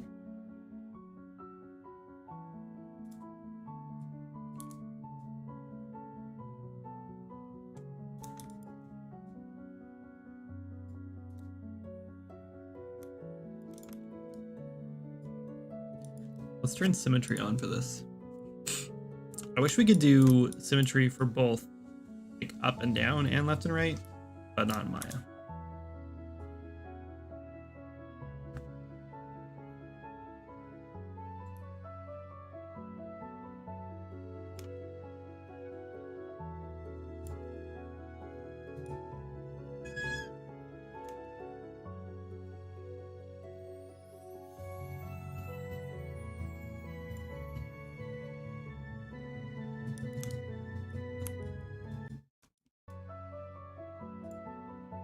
Oh, music randomly changed.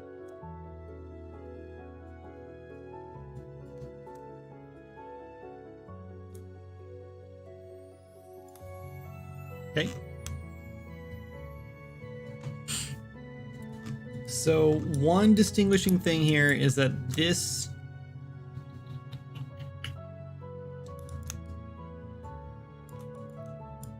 actually has like a piece. Let's extrude this out.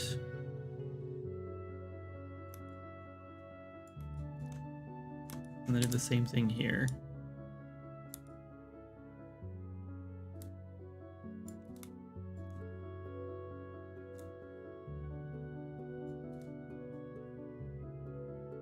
It has a piece that kind of sticks off like this.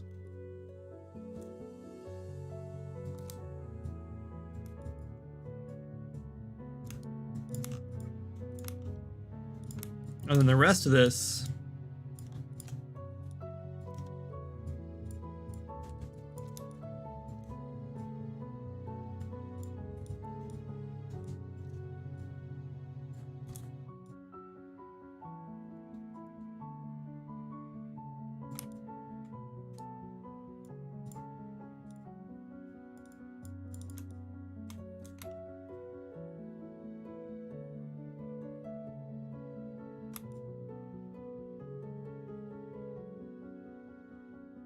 we'll sit in like that, I guess. Sure. I don't know, this is kind of a messy way to do this, I guess.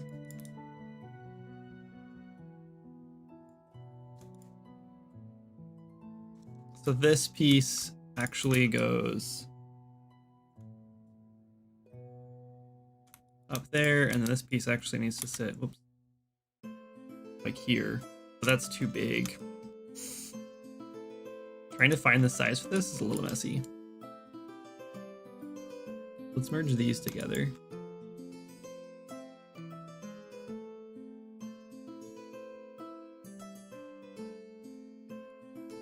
Uh-oh.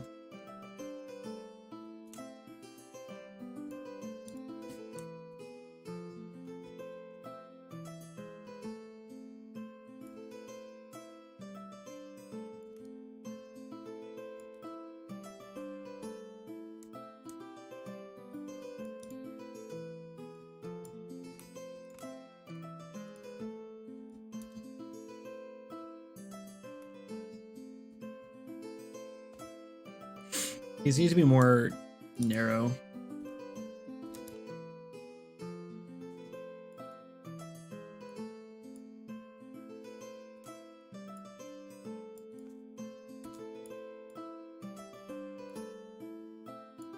What's going on right now? Okay. Sorry. What is happening? What are you doing? Why is this being dumb? Okay, I'm just have this object selected. Go in here and I hit B for soft select and it selects other objects too? I don't think so. That's not how that works. Hey, listen! We need to restart. There's something weird going on. You should do the shield we were talking about the other day. It's already in. That's already like done in the game. It just needs to like it's done and modeled and in the game and everything, and I actually already set up. It just needs to be put somewhere so you can get it. So yeah, we'll do that. We can do that next when we set them up. Yeah, I don't know why I was acting weird.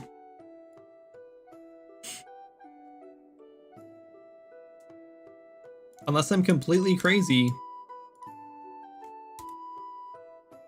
It's still acting weird. What the heck? This soft select should only be working on one object.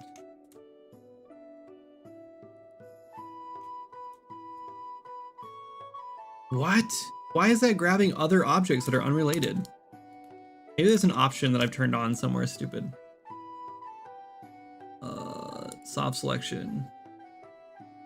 Global. Object. There we go. Okay, I didn't need to restart. That wasn't a bug. I thought it was a bug.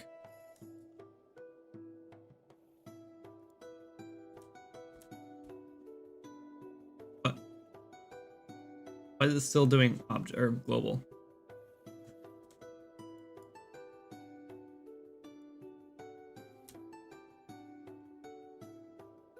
What is happening?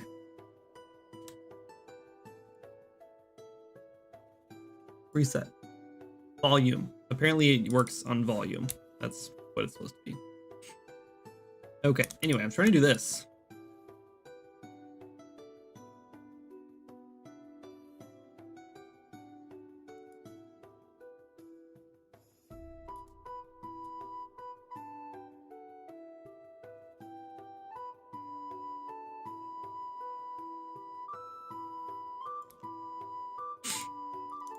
That's better. And then this guy needs to go down here. Yes, this is much closer to the reference. Okay, now we're back on track.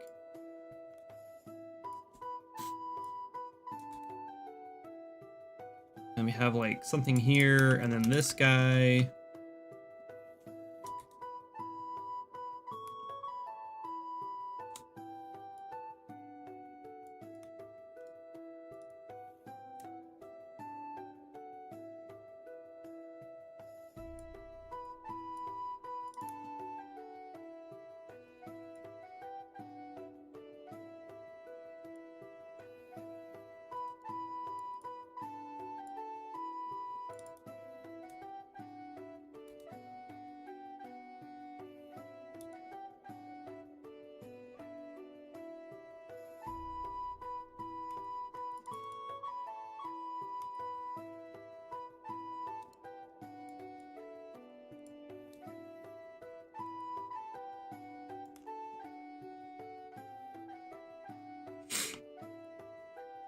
There's supposed to be like a cylinder in here that kind of like shapes down too, and I'm not sure if I want to do that or not.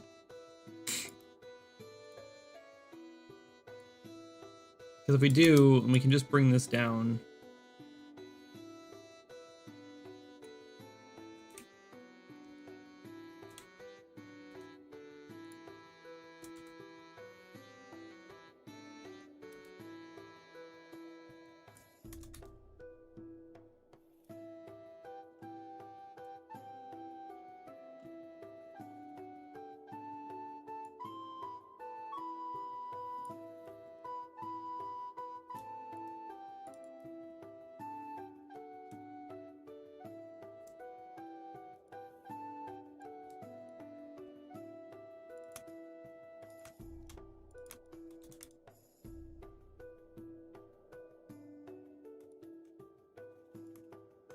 Okay, and then this guy will be beveled more.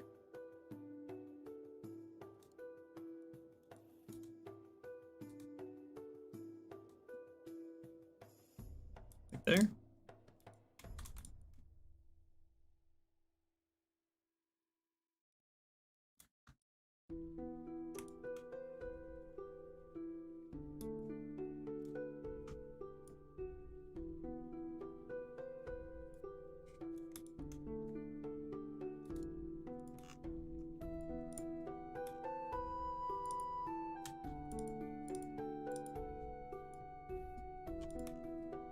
There we go. Oh yeah, I forgot that these are not connected because there's no top or bottom. Okay. So now I'm really tempted to like delete these off of here.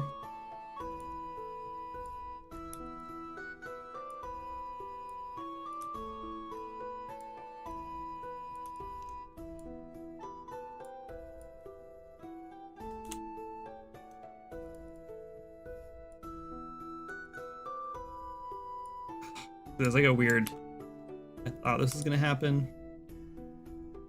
Like a weird edge in here.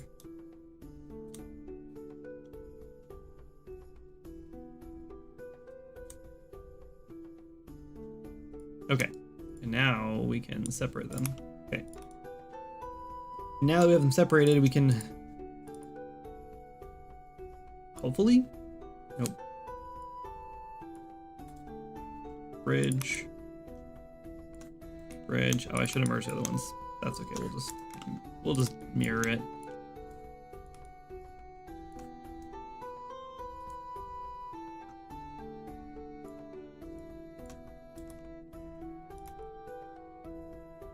Okay. Duplicate this one.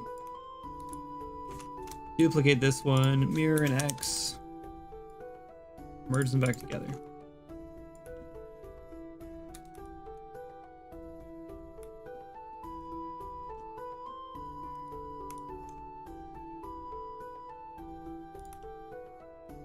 Okay. Now,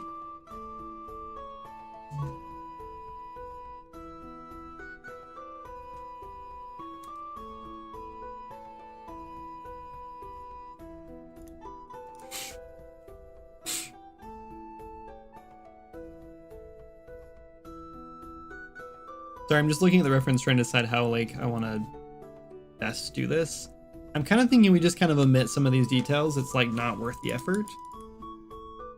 I guess not that it's not worth the effort. It's just sort of like, it's not going to be like, really people are going to be looking at the blade, right? There's going to be a blade that sticks out of this. And like, that's what people are going to be looking at.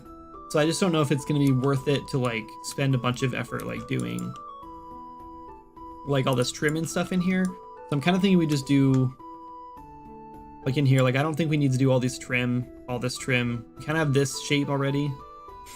Like this like little spike thing is cool, but it's only cool when you're looking at like the whole picture here. It's not going to look cool when you're like, I mean, it'll look cool. It's just like, it's not worth the effort to like set all that design up in the model just because it's so chunky and you're not really looking at it that close. So I think we just focus on, We can put this like this diamond thing probably in the center here instead. And then I think we'll do this diamond shape here in the center of these pieces. And we'll make that like that's like the focal point there. And then this is what everyone's gonna be looking at, is this like color here. So we'll deal with that.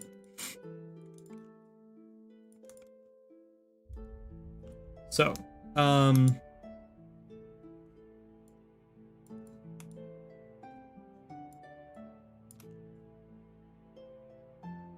actually, hold on.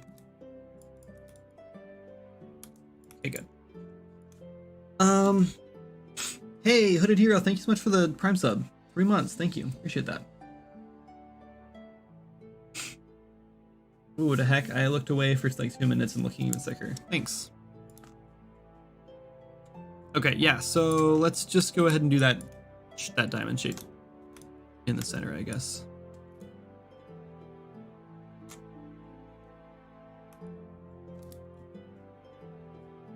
Center it there.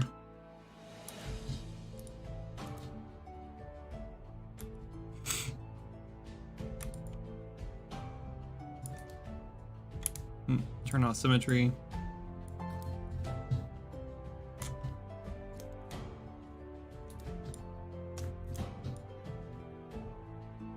And these seem to be all the way in. Okay. Before I do that though, put a loop there.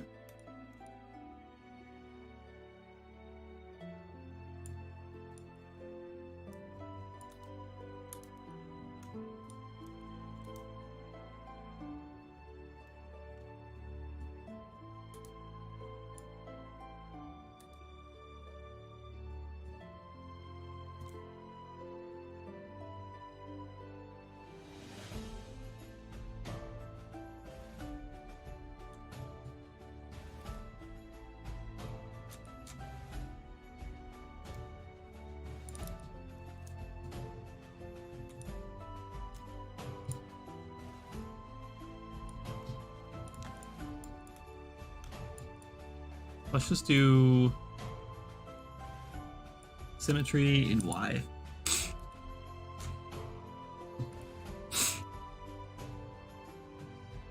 We'll offset it about there. Do another offset.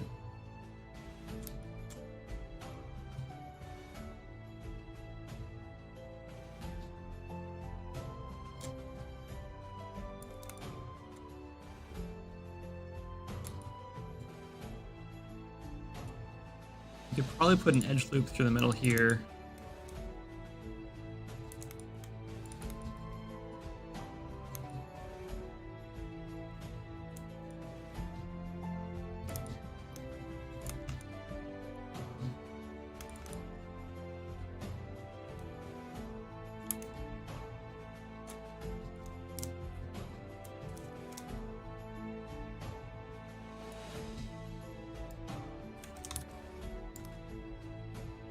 Okay, now let's do another cylinder.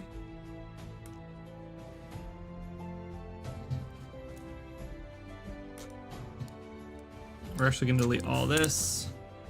Oh, no, we're not.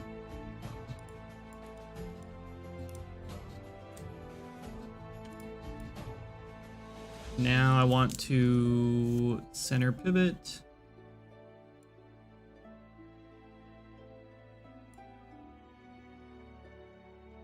Move to center, that's not one.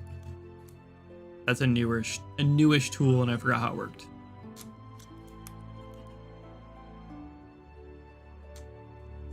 Okay, we want to make this pretty, let's go 16 maybe. Whoa, nope, just kidding, hold on.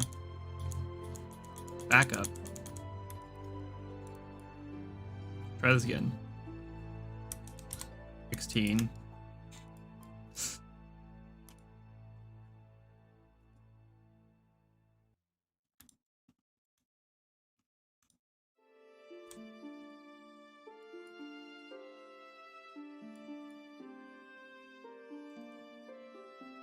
Not what I wanted to do.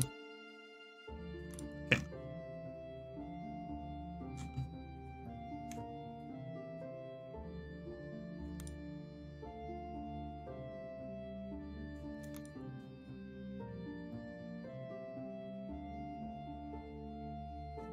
Probably about there. Let's go back to here. And we'll extrude out to there.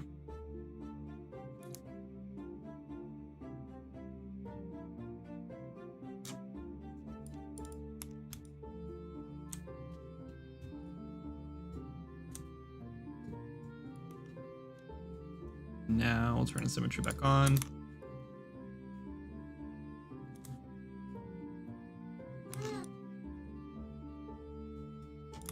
All right, that's pretty close to the concept, I think.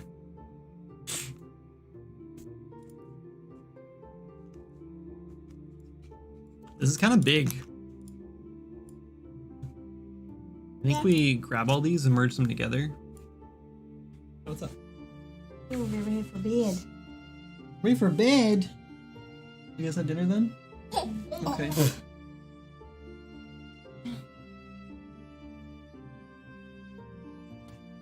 He doesn't look ready for bed. No. He looks crazy. He's crazy. Hi, me. Can you say hi? Wait, were you not subscribed?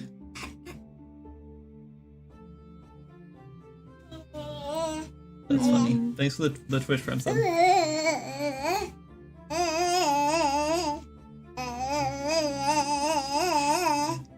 I remember the Abby emote. We have to make one for Quinn. We do. I feel like there's a handful of really good ones we could do right now. Just go look through his photos.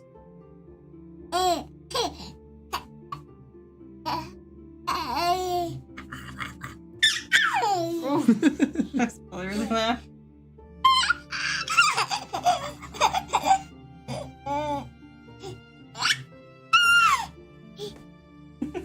Whoa, he almost fell over.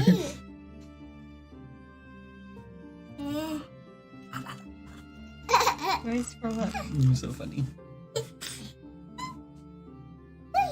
You left the best to last. There you go. Gives away 50 subs, doesn't get one for herself. I don't know if you gift subs if it does give you one for yourself. I don't think it allows you to. Okay, bye. Okay, bye.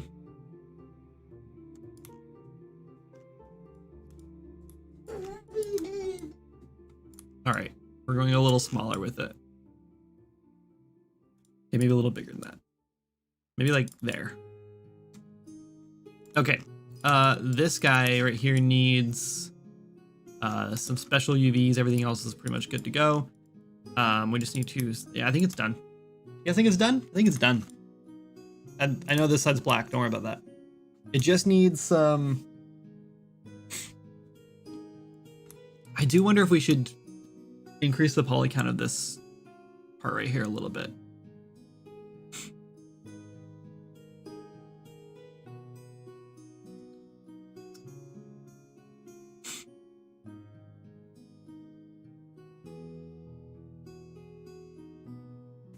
Yeah, let's just leave it. It's fine. Okay, let's grab these guys. I don't know how symmetry works with UV maps, to be honest with you. 90, 0, 42, 42. There we go. And then this actually has it mirrored, which means we actually need to turn off symmetry. Transform, we want to flip in U.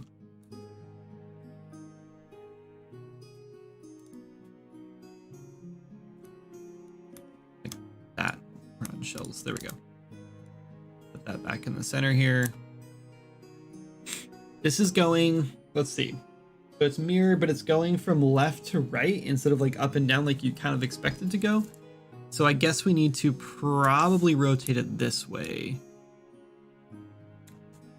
I bet that's how the rest of it works. And then in here, we'll grab everything else. We'll just do a quick auto AV on it, just so it's not so ugly. Sure, that's fine. Actually, I'll probably let's just merge it all together and then we'll, let's do this first. So this guy right here needs to be one color. He's gonna be that color. And then That everything else is pretty much gold except for this.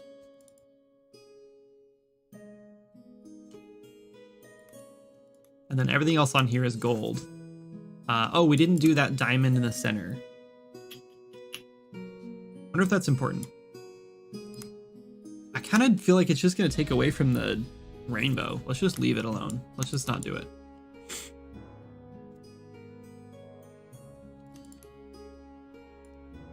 Just because I want to, let's add a little bit of detail here. Okay, and now we can merge this all together. I think, oh, we need to make these new material. Cool. Merge, center, down to there.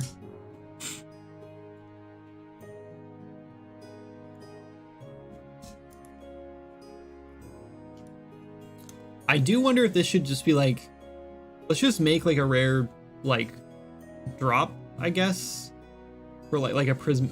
Maybe we do. Maybe this is like made from like moon shards or moonstones.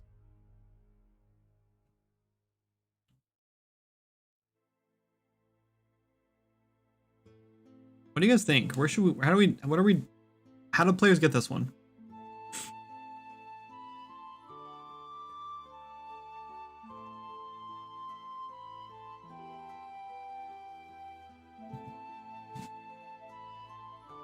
Let me read. I want to read the description of this one again to make sure I'm not missing something. Bit of glow animation with the colors. Looking for a copy to something that looks like it. All the colors would be cool, but to make sure there's some pink. Okay. Oh, we're on ad break. Oh, that's okay.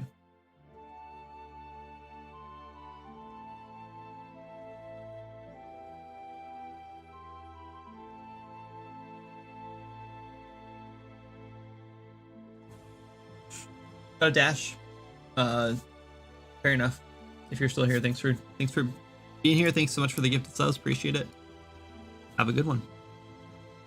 Nice catching up.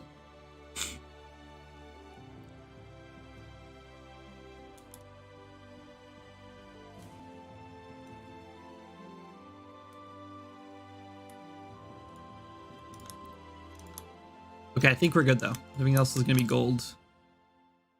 I guess this piece could probably be a different color. That's okay. Let's go with this for now. All right, freeze transform. Let's grab. We keep removing the rig. Let's import again. Skeletal mesh. Nope, that's not it. Weapons. Sword is fine.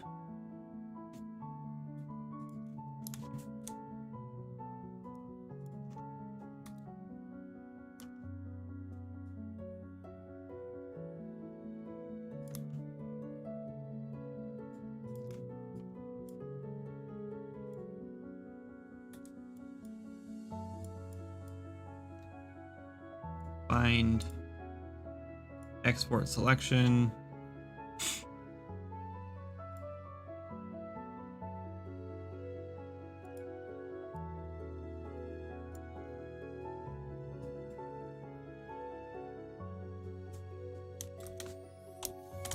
Topcon underscore, what am I gonna call this? Prismatic axe or something?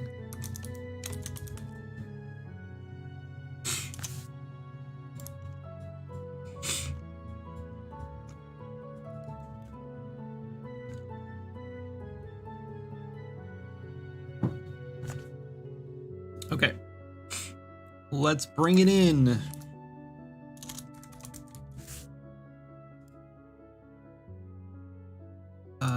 Where's Red's katana at? We don't have like okay, that's fine. Import.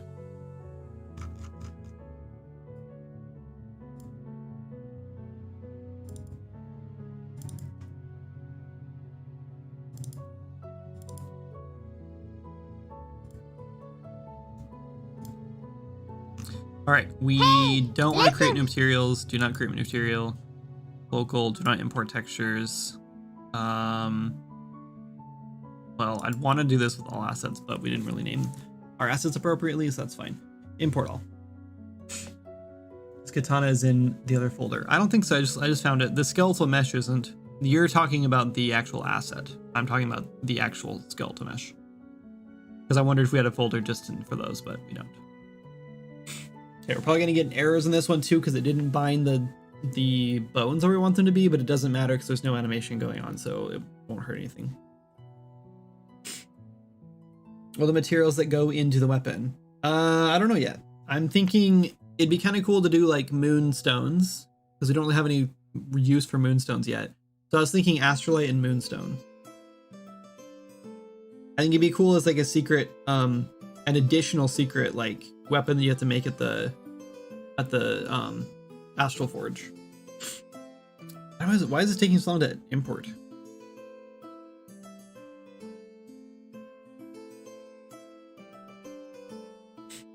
From Errol's Master? I don't know where Errol's Master is. What I'm trying my best to do, Meat, is not design these things around things I have to remember to put in later. You know what I mean? Because like, I don't want to do like the whole thing where it's like, cool, well, in this zone, I'll make sure I remember to add this quest and this guy and this thing and then like do this forge and do all this crazy stuff for this one weapon you can find. Because then like one, we'll never, maybe we might never even get to that zone, right? Before we hit 1.0 and just call it quits.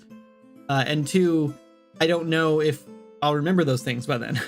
So I'll just spend time like designing stuff that I'm gonna have to redesign later anyway. So I'm trying to avoid that, but so that said, yeah, ideally it'd be cool if if we just had the resources already ready for these. Where's the axe?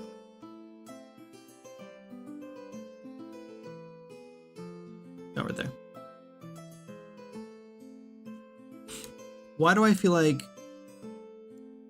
the pivot point didn't work out how it's supposed to in here? Okay, it's fine.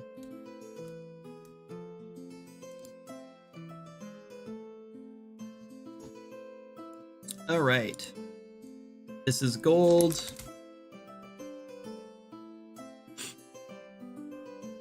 Oh, we didn't do anything with, oh, that's fine. They were gold too. This is gonna be like cloth gray. This is unicorn.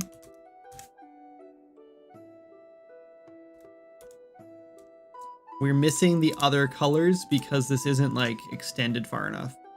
So let's do this really quick.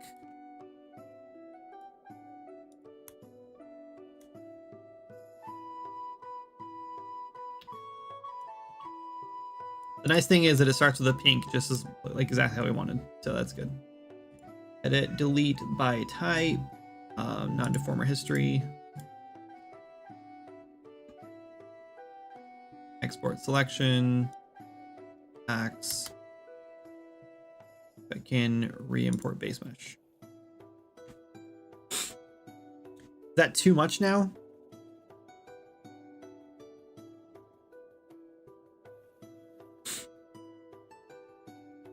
It's pretty close to how it's supposed to be.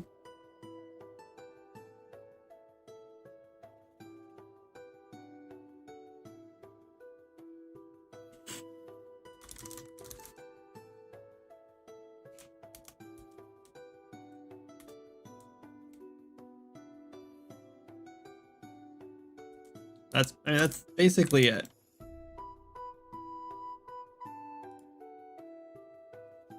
Right? I mean, obviously this has a lot more detail in it because it's just what it is, but it's pretty similar.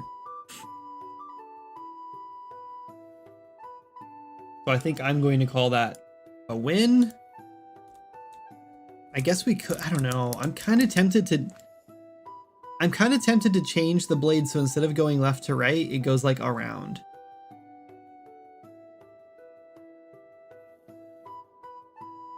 Like, I just feel like that's going to look better.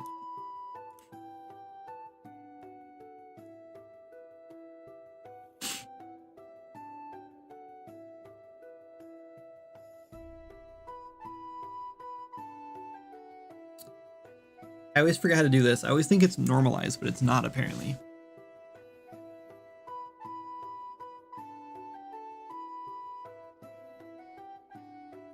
Unitize, that's what it is.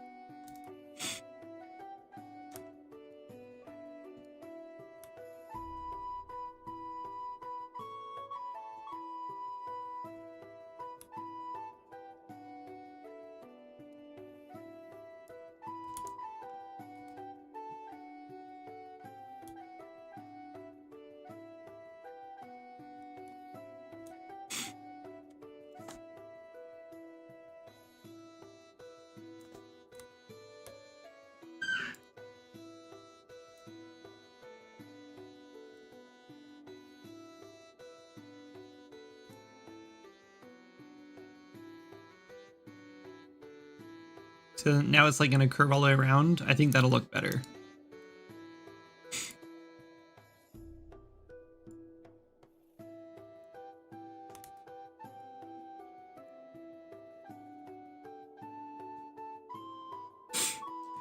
The only problem with this one, like that looks a lot better, I think. The problem is like they're flipped, right? So I either flip the one or we just keep it like that. What do you guys think?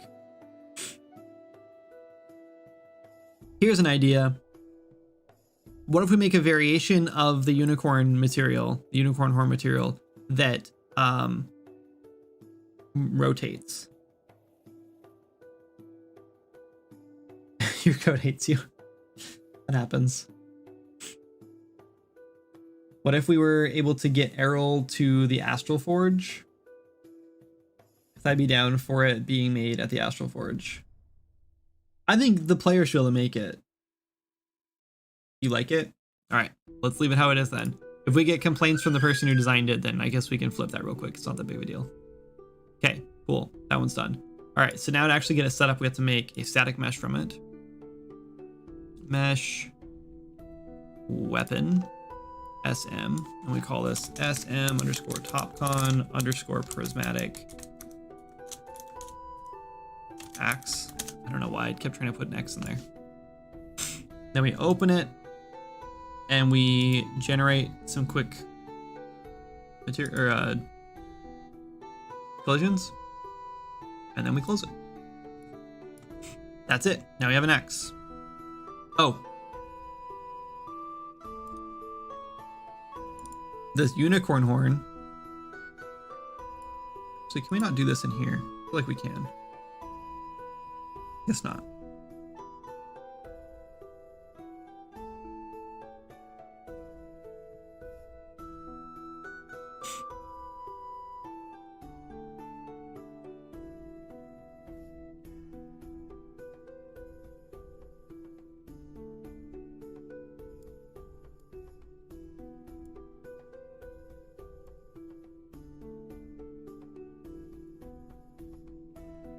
There we go.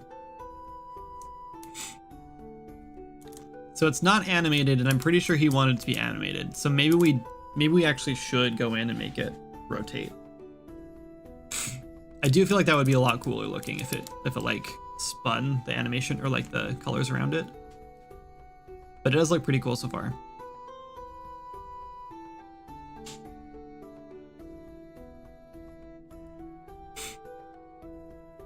What is the base material? Animal Master. Okay.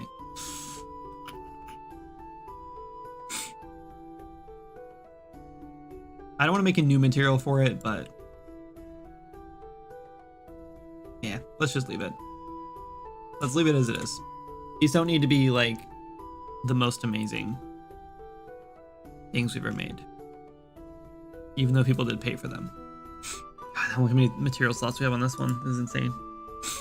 Okay, so this one's gonna be dark iron, I think. Actually, let's do... That's fine. Let's do dirty iron. I like the dirty iron look better. This one's gonna be copper.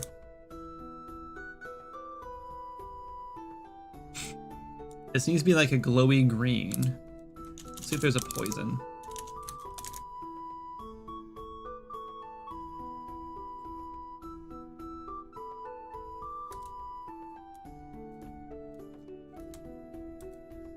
There is a poison and it's kind of transparent, which is kind of neat. I think maybe we just go for it. It doesn't glow though. I was kind of thinking it was supposed to glow. Do you guys think it needs to glow? Glass.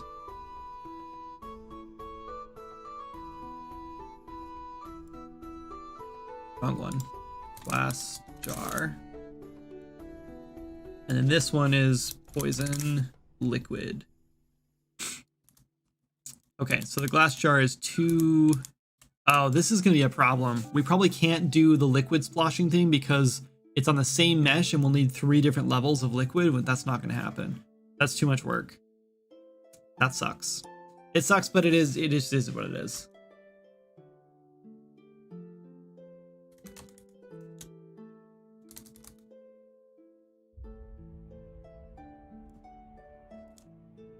And this glass jar is too much.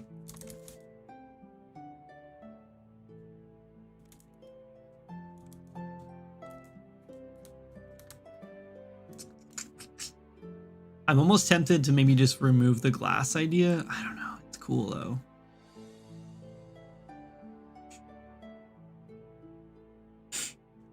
You know that feeling when something doesn't work and after 10 minutes of debugging you realize you forgot to inject the thing you want to use? Yep. Hi Mom. I see you over there on YouTube watching. How are you?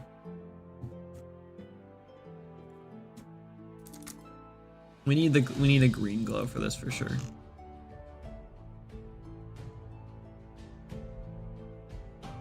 That's better. All right, I think that's the winner. I think we're there. The only thing I can think is if we made this also the glow. Green. Oh, they pulse. Okay, no wait. Yeah, maybe. Do we like that? Yeah, the pulsing is cool. I kind of like the green without the pulsing on this one though.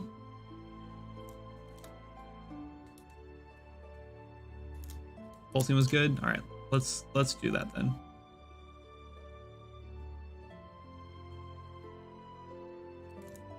We'll just keep it all in the same material. That's cheaper. No, why did it do that? I definitely deleted the right one. There we go. That was stupid.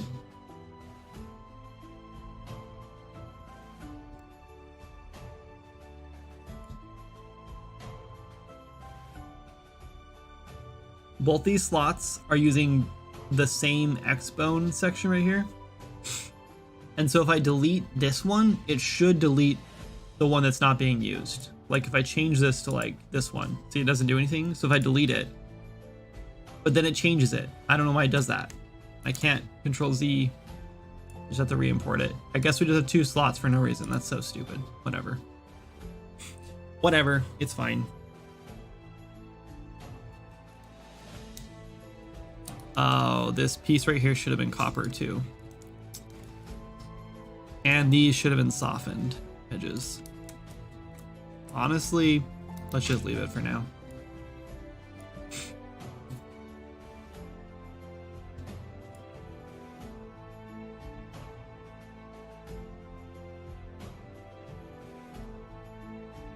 we fix it? Let's fix it. It's just gonna bother me if we don't.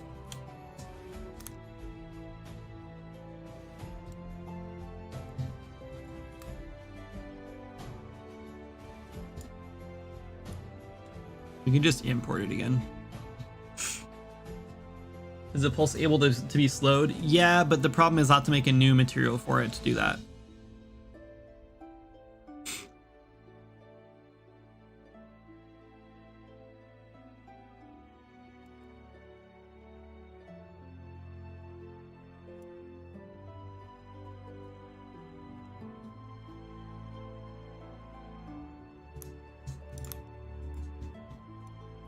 It's so dumb. It's definitely like, whatever.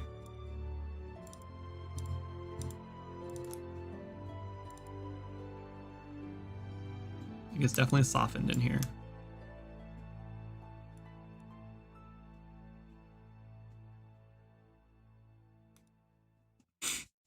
I have to remember what this material is now.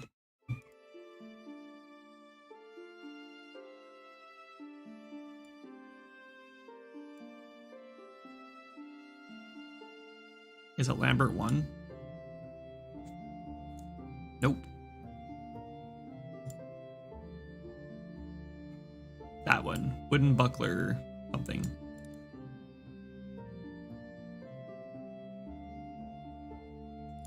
That one, yep. Okay.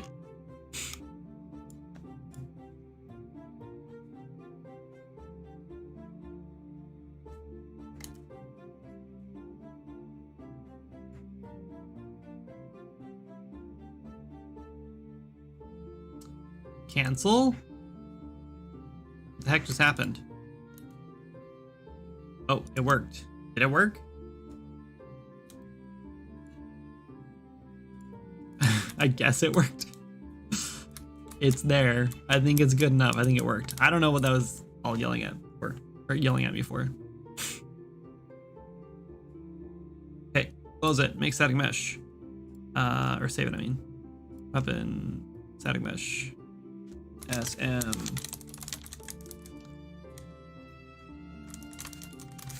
Mecha sword.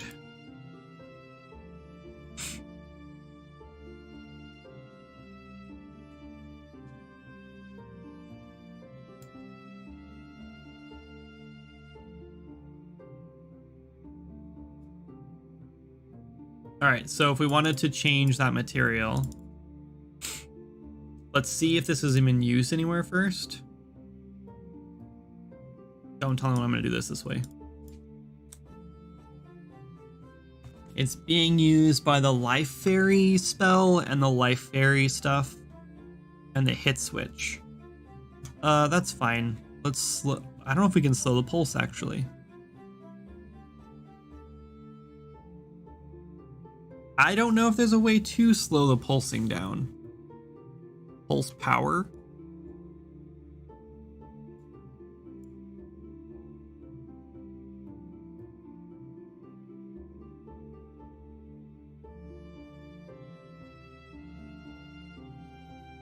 Why is there no way to slow it down?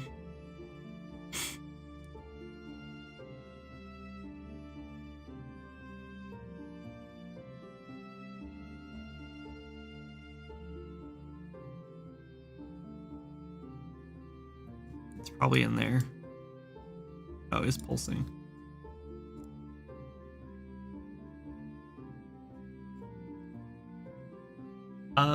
I think the only way we can do this is change this to a 1 and then multiply it.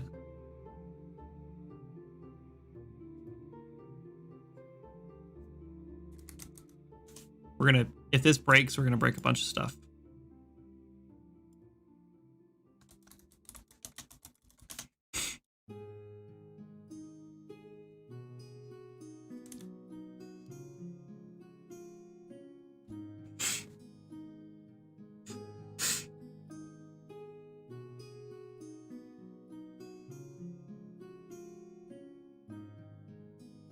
Just need to put the endpoint in my CLUDR is complete.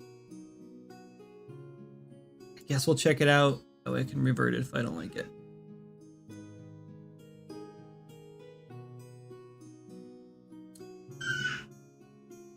Missing bones that Skeletal Mesh close range Mecha Sword needs. They'll be added now. Okay, that's fine. Who cares?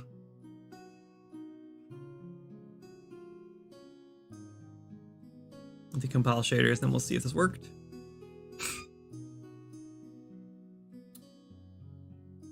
Did I not add a new pulse speed?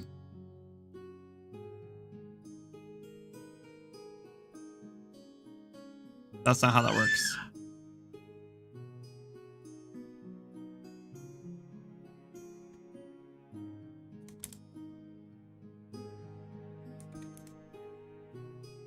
Yes, it is.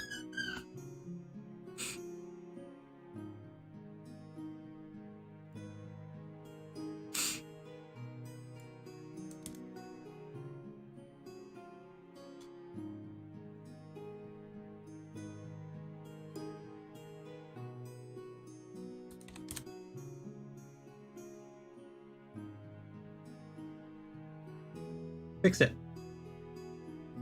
Can you hear him yelling through the mic? I don't think anyone cares.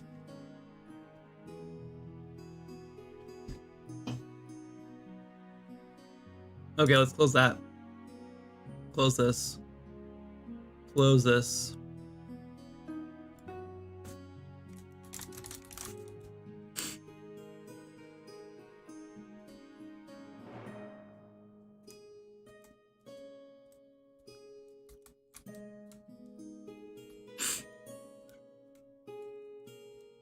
Come on, shaders.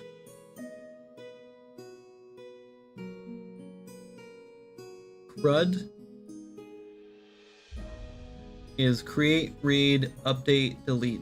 The 4 things you need to be able to do, but my boss insists adding an L for list. Read all. But he adds it to the end of CRUD, making it CRUDDLE, but I prefer clutter because then I can pronounce it clutter. That's pretty good. All right, how's that look? Does that look better? Who was asking about that? Was it Meat? That better, Meat?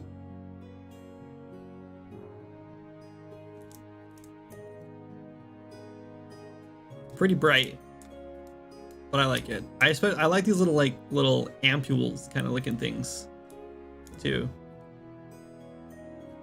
I think it might be a little too bright. I think we might just turn that back down. I went a little crazy and turned up the emissive power to 2 when it was at 0.8 before.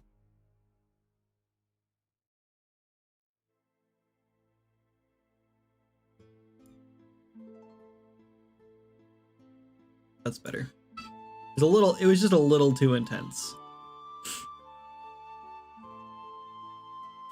I like it. That's neat. Made a cool weapon. All right, we got 2 new cool weapons.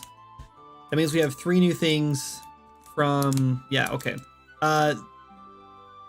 We also need, let's save everything. I don't think I changed these.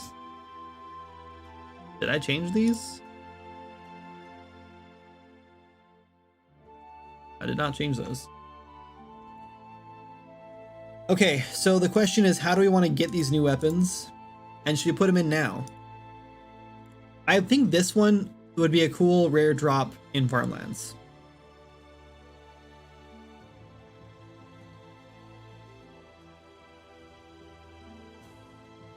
Like, I think it should just be like a rare recipe that drops in the spider cave and you just use spider goo to make it.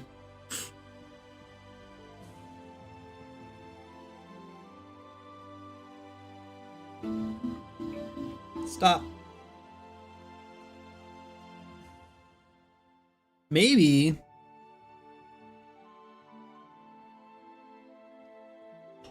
it's a rare drop in Farmlands in the Spider Cave for a recipe, or for a note. Maybe it's a rare drop for like note, like in like instructions on how to build this or whatever. And if you bring those instructions to one of the tinkerers, then they'll start you on a quest to like gather the resources that you need. What are the tinker names in Sleepy Haven?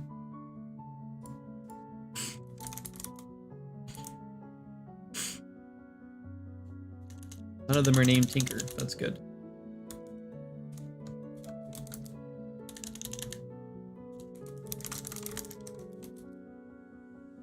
Sleepy Haven, Astra, Bruno, Flip, Barley, Graz, none of those guys. Does anyone remember their name? It's cool and weapon. Thanks, Zodiac. Meat, do you remember do you know the Sleepy Haven NPCs names? Let's just open the NPC editor, I guess.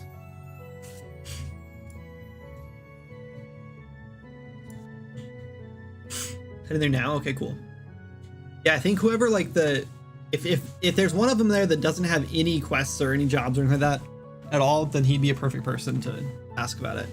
And maybe it's like actually his notes, and we could change his dialogue to be like, or her dialogue, whatever, to be like whatever the generic dialogue is, to something like, man, if I didn't lose those plans or whatever, then you can bring the plans to him, and then he could teach you how to make it, or he could just make it for you.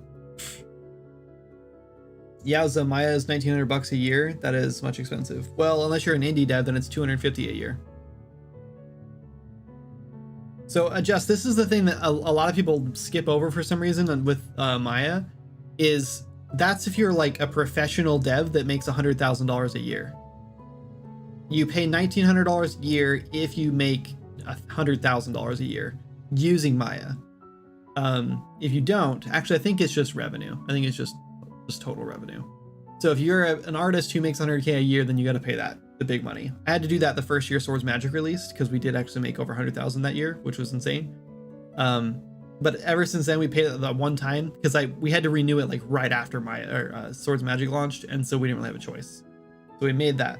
Oh my god. Oh, I can still talk to you. It's an ad break for Twitch. Probably make it for you and give a recipe that'll upgrade its stats to the cap. Nigel, Zarya, and Cornelius. Okay. Nigel. Dialogue.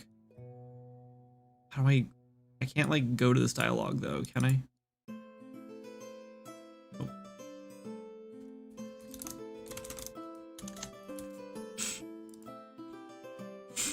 Okay, Nigel does have quest stuff, so let's not put on him.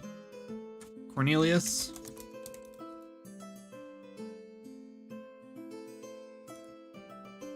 Also quest stuff.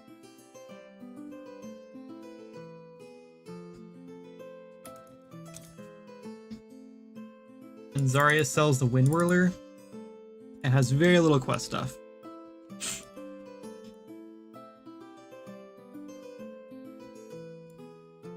This is the Witch's Eve event. Is that even actually working?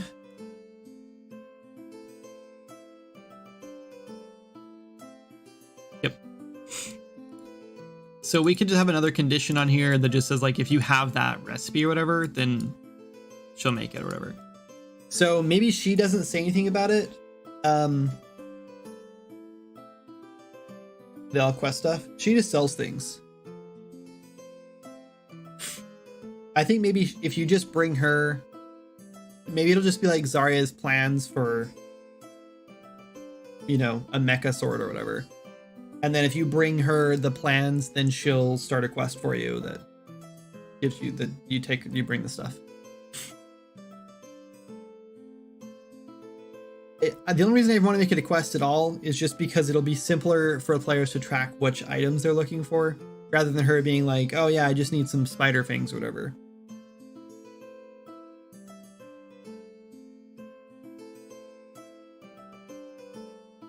Anyway, I think I'm gonna call it though. I think I'm gonna work on this off stream. I think Zarya is gonna have the quest for that. Mostly just because I have to pee and I don't want to take a 5-minute break to do that. Because it's 9:30 and I need to eat some food and probably go to bed here soon. So I'm probably just gonna call it a night. So let's go find someone to raid. Prismatica is streaming. Let's refresh and see if that's out of date. No. Okay, Prismatica it is for the raid. Oh, missed them. Oh, missed again. There we go.